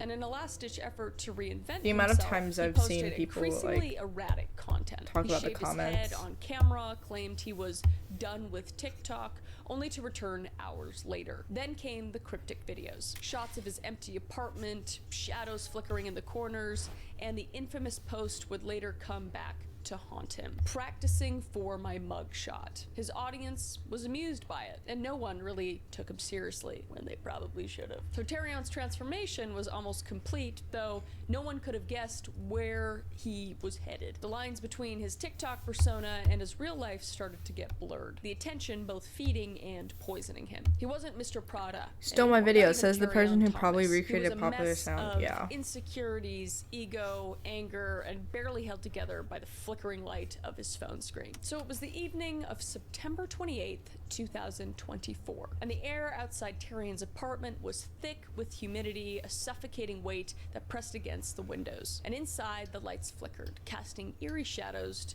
that danced across the walls. And Terrion paced to the floor, the sound of his footsteps quickening with each turn. And then there was a knock at the door. William Nicholas Abraham had just arrived. What brought him there that night was a mystery, perhaps an old grudge, perhaps something more sinister. Whatever the reason, William's presence in Terrion's apartment would soon take a deadly turn. Terrion had grown increasingly paranoid in the weeks leading up to the murder. Every glance from a stranger, every whisper felt like a threat. His online persona had consumed him, and now, offline, he didn't know who he could trust. He had lost friends, distanced himself from family, and spent more and more time locked in his apartment, where the walls seemed to close in a little tighter each day. And William entered that night without a struggle. At first, their conversation was strained but civil. They talked about TikTok and the pressures of maintaining a brand, but as the night wore on, something shifted. Maybe it was the lingering tension, or maybe it was the way William looked at him, like he was just another washed-up TikToker waiting to be forgotten. I've gotten that look before. But the details of the murder remained fuzzy, obscured by Terrion's frantic, broken recollection. But what is clear is that, in a fit of rage, Terrion snapped. The apartment's walls bore witness to the struggle. Bloodstains splattering across the stark white paint, and William's body laid crumpled on the floor, lifeless. And the quiet that followed was deafening. Terrion stood over William, his chest heaving, blood staining his hands, and his mind just raced, replaying the scenes in slow motion in his head. But there was really no making sense of it. And Terrion's next moves were completely fueled by panic. He would drag William's body across the floor, leaving a blood trail in his wake. And he grabbed a tarp. Where he found it, he said he couldn't remember, and he tried to wrap the body as fast as he could with his hands shaking. He had no plan, no strategy, only a desperate need to do what needed to be done. And security footage would later capture him dragging the body down the stairs. His movements were very erratic as he was teetering on the edge of collapse. He dumped the body into William's car and drove off into the night, not knowing where he was going, just knowing he had to get away. And news would break the next morning. TikTok star Mr. Prada wanted for murder, and social media exploded. Fans couldn't believe, some claimed it was a hoax, and others were quick to vilify him. And Terrion was already on the run, driving aimlessly through the city. His mind was a chaotic mess of fear and delusion, and he switched cars somewhere along the way, trying to cover his tracks, but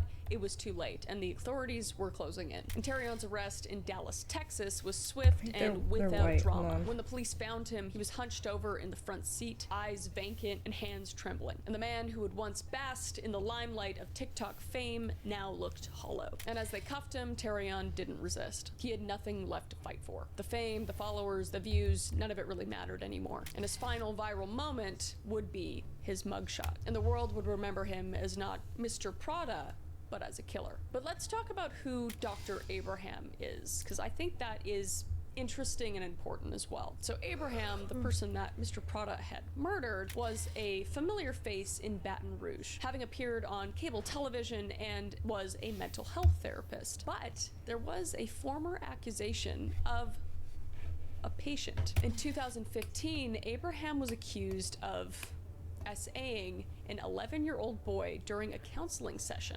WAFB. But Mr. Murder was allegedly so upset after the session that he told his family he never wanted to see Abraham again. And during the session with a new counselor, the boy told his new counselor about the alleged SA by Abraham. And Abraham was arrested at the time and booked into the East Baton Rouge Parish Prison, where he was later released after posting bail of $25,000, as records show. However, prosecutors didn't bring the case to trial. And it would be said, while there was probable cause for an arrest, my office had to determine if the evidence supported our burden at trial, which is proof beyond a reasonable doubt. District Attorney Hiller Moore told WAFB. This matter was under review by my office for approximately 2 years. After considering all the evidence, the best interest of the child, and the lack of any inculpatory statements by the arrestee, we declined to institute formal charges. Ambo represented Abraham in the 2015 case and said Thomas was not the alleged victim in the case. It's unequivocally not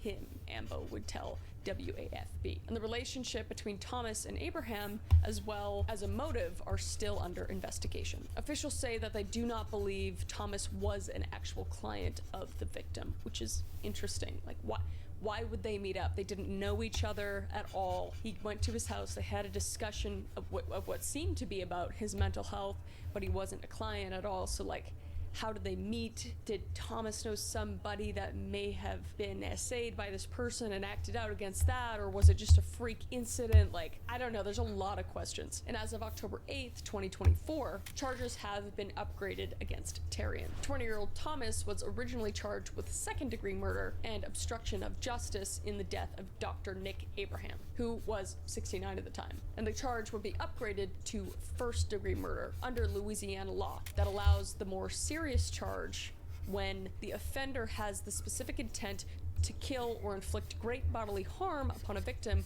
who is under the age of 12 or 65 years age or older. What? What the under fuck? the age of 12 or 65 years of age or older. Interesting. Yeah, that's so so fucking weird. That's very strange. So That's if you're so in fucking between weird. That, you're like, What? second degree? That's interesting. I don't understand that, but that's what news outlets reported. And the new charge makes the case eligible for the death penalty in the event of an actual conviction, and should prosecutors decide to pursue that case strategy. And as the world watched Tarion's fall from grace, social media was abuzz with hot takes and conspiracy theories. Some said the fame had driven him mad, others claimed it was all a setup, that Tarion was totally innocent, but in the court of public opinion, he was already guilty. And the TikTok persona he had so carefully crafted had become his undoing. His rise had been meteoric, but his fall was even swifter, leaving behind a trail of blood, lies, and broken dreams. So that is all we have on Tarion Thomas. Interested to see where that case goes and everything. There's a lot of questions. It's very strange, especially at like such a young age to just like snap like that on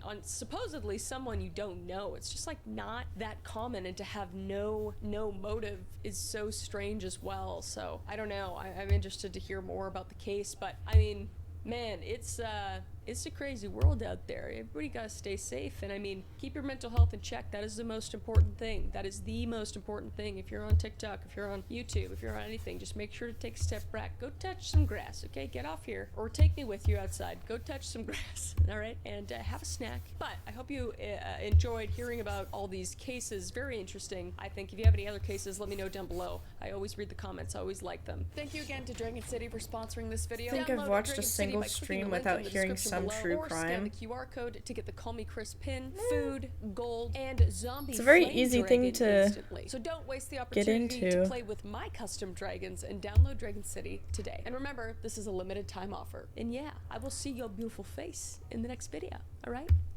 Bye. Ooh, glitter. I should definitely make this glittery. Revenge is a fool's game. And for those of you who don't understand that Red Dead Redemption reference, here's a clip. Revenge is a fool's game. But this isn't a video game we're talking about today, and this isn't a cowboy hat. It's a pirate hat that I'm wearing. I didn't know where my cowboy hat was. Anyway, we're talking about real life revenge. And revenge is the pinnacle of human emotion. Someone did me wrong, so I must get them back. And I'm not personally one to demand revenge, but in this case of these three stories I'm going to tell you about today, it almost makes sense why the only option was revenge. So without further ado, let's unbuckle our seatbelts, go Mach 5 down the highway, slam on the brakes, and let's bust through this windshield into these three revenge stories together. Can you make that a whip noise? Dun, dun, dun, dun, dun, dun, dun, dun, dun, dun, dun, dun, dun, dun, dun. Okay, let's do this. Before I get into the first story, I just want to say I pronounce things wrong. I pronounce things wrong a lot. You guys love to point it out in the comments, even though I Google how to pronounce things a lot. Apparently Google steers me wrong, let's say. So I'm gonna do my best, but also feel free to read me out in the comments for pronouncing things wrong. I appreciate it, but I also apologize for pronouncing things wrong. Anyway, let's get to it. So the first case we're going to be talking about is the case of Gary Plauché. Plauché, however you want to say it. I'm gonna say Plauché because that's how Google told me to. But anyway, this man is celebrated in many communities for his revenge story, and it is still talked about to this day. His story inspires others with a sense of justice and terrifies others with his solution to this problem. But love him or hate him, this is his story. So Leon Gary Plauché was born November 10th, 1945 in Baton Rouge, Louisiana. He served his country in the United States Air Force and became a staff sergeant. And after retiring, he tried his luck at being a heavy equipment salesman back in his hometown. And he lived like everyone else. He attended an Estrama Senior School and was even in a frat called Kappa Alpha at Louisiana State University. And in his free time, he liked to fish, he liked to cook, and cheer for his favorite teams, the college team LSU Tigers. The guy who shot the person who touched his kid. Oh, I know who you're talking about. His daughter Sissy Jennifer Laurie, and his 3 sons Jeffrey, Joseph, Jody, and Leon Gary Jr. And he was a devoted father with no prior criminal behavior or violent tendencies, and supposedly loved by all. However, one day he would change when he learned what was happening to one of his sons, Jody. And Jody was a normal kid, and as normal kids do, he played sports. Not that you're not normal if you don't play sports, just, you know, he's just one of the kids that played sports. And specifically, during 1983 and 1984, Jody was practicing karate lessons at 11 years old. And his karate instructor was 25-year-old Jeffrey Doucette. But he wasn't just teaching him karate, he was doing something far more sinister. For over a year, Jeffrey Doucette had been SAing Jody during these lessons. However, everything would soon come to light. And on February 14th, 1984, Doucette would kidnap Jody and take him very far away. Pop off, big man. That's what I'm saying. And this trip was over 1,700 miles away from Jody's home. And supposedly, he had told his mother, June, that he would be gone and back within 15 minutes and just wanted to show Jody some carpet he was laying. And this wasn't really suspicious at all due to the fact that Jeff Doucette's job was laying down carpet with his brother. And he was also a very trustworthy figure. Oh wait, hold on, my mom's calling me. The Plauchés recognized. But after not returning for a very long time and going on a full-blown trip, June realized something was very wrong, and she would tell her husband. It wasn't until February 29th, days after his disappearance, that a collection call was sent to their home. And they would track the origin of the message back to Anaheim, California at a certain motel. And the Washington Post states that June waited 4 days before she told her husband that Jody was still not home. And it also states that Doucette actually called June, ordering her to bring the other children and their school transcripts. And she told Jeff that Gary would use this to get full custody of the children if he didn't bring them back. And there are a lot of strange differing evidence in the story here. Some saying June knew that he would be gone, while others say that she immediately called the FBI. But there's not enough sources to verify which is the true story, so I just have to go off what I know. But anyway, the FBI finally raided the motel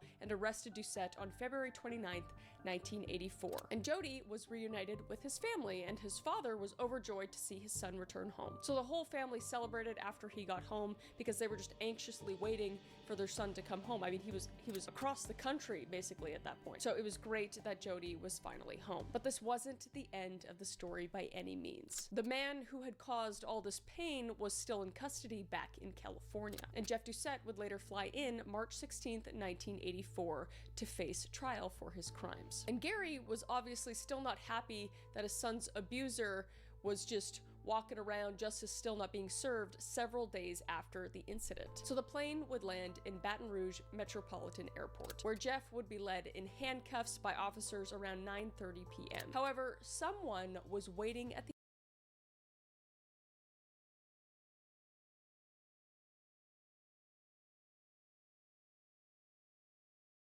airport for Jeff. Gary Plauché would get a tip from an ABC affiliate that Jeff had just landed, and Gary would make his way to the airport very quickly. And a news crew had set up cameras for Jeff's arrival. Opposite to the cameras were payphones set up, and Gary was waiting to strike. And all recorded on live television. Once Jeff Doucette walked past the payphones, Gary turned around with his revolver and shot Jeff perfectly in the head, all while donning a baseball cap, wearing sunglasses, and shooting a moving target. And again, this was all recorded on live TV, with the shot obviously showing the trickling blood from Jeff Doucette's head. Just absolutely brutal. I've seen the whole video. If you're very, sensitive to that kind of stuff, I wouldn't watch it personally, but it's like, brutal. And this incident would obviously lead officers to tackle Gary to the ground. And the officers obviously knew exactly who had committed the incident, because they knew Gary at this point, because they had been dealing with his son being kidnapped. But since the officers knew who he was, one of the officers would actually call out, "Why, Gary, why?" And during this whole incident, the camera crew is still filming everything. They even zoom in where you can see blood pouring out of Doucette's head. It is just absolutely vile. But anyway, they would obviously put Gary into handcuffs as he had just committed a murder on live television, one of which was against a criminal about to be tried for his own son's SA and kidnapping. And unsurprising was his mental state during his son's disappearance. When he had found out that his son was stolen by his karate instructor, he obviously was angry, and it took a psychological toll. Some reports stated he had a full mental breakdown, and who wouldn't, knowing that their son was kidnapped, especially by someone who had been abusing your child. Like, it's just a horrible, horrible circumstance. But anyway, Gary was obviously in trouble and was going to face legal consequences for his actions. So he would be charged for second-degree murder and pleaded no contest to manslaughter. However, his punishment wouldn't be as severe as you might think. The judge would rule that he would, instead of being put behind bars, be sentenced to 5 years of probation and 300 hours of community service. Definitely a step down from what you would expect for a cold-blooded planned murder. But the media portrayed him as what he was, a grieving father angered by the criminal who had abused his son. A broken man with anger he couldn't control and his mental state clearly unstable and unforgiving. And he became some sort of hero overnight, a vigilante who took matters into his own hands against someone who he found fucking disgusting, which I'm not gonna say. Listen, okay, I don't give my opinion a lot, especially on something like this, but if hypothetically I had a child that hypothetically got kidnapped by someone who hypothetically did stuff to my kid, I'm not saying I would do what he did, but if for any reason that person, somebody else did it, I wouldn't be shedding tears over the death. I'm just saying that. Let's just say that. And interviews with his son later on showed that Jody did not actually want his father to kill him, because he had this attachment to Doucette. Even though all the SA was happening, he was kind of another, not necessarily father figure, but he was somebody he looked up to, because this man had groomed him over a certain amount of time. And he would actually grow to be able to forgive his father, understanding why he did it, in taking matters into his own hands after he found out what had happened to his son. I understand exactly what my father did. He got lucky because he didn't go to jail. But there are still varying viewpoints. Obviously, he committed a crime and murdered someone, but on the other hand, he got cold and hard revenge for his son's abuser. Like,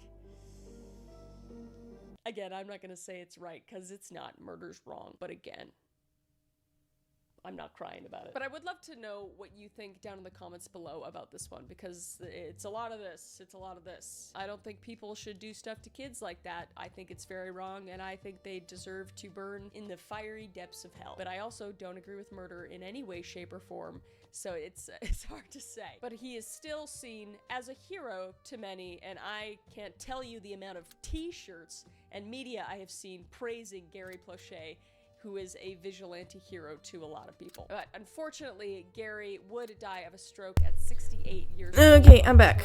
So sorry for that. 2014. That's the story of Gary and Jody Plauché, and now we move on to Lisa McVeigh. So in 19... After, I'm gonna have to end stream soon. Lisa McVeigh suffered unimaginable... It's around that time. Serial killer Bobby Welcome back, Stinky. But this Yeah. isn't just a story of survival, And then... it's a sweet tale of revenge. From leaving crucial DNA evidence to memorizing every detail of her captor, Lisa outsmarted Long at every turn. Very similar to the Kara Chamberlain story, which you could watch here. Very similar in a lot of aspects. Kara actually talked to me about her whole story. It was very, very compelling, and Lisa's is equally as harrowing and incredible. So let's get into it. So on November 3rd, 1984, Lisa McVeigh's life took a harrowing turn. The 17-year-old had just finished her shift at a donut shop and was cycling home in the dark. And unbeknownst to her, serial killer Bobby Joe Long was prowling. Is it late already? God, yeah, it's 3:02. And Lisa's background had already been marred by trauma. For 3 years. She So had to yeah, I'm gonna endure leave this sexual here for abuse at the now. hands of her grandmother's And boyfriend. hopefully, This horrific experience had conditioned her. Hopefully next time I'll either finish this or I'll show you the finished product from when I finished it.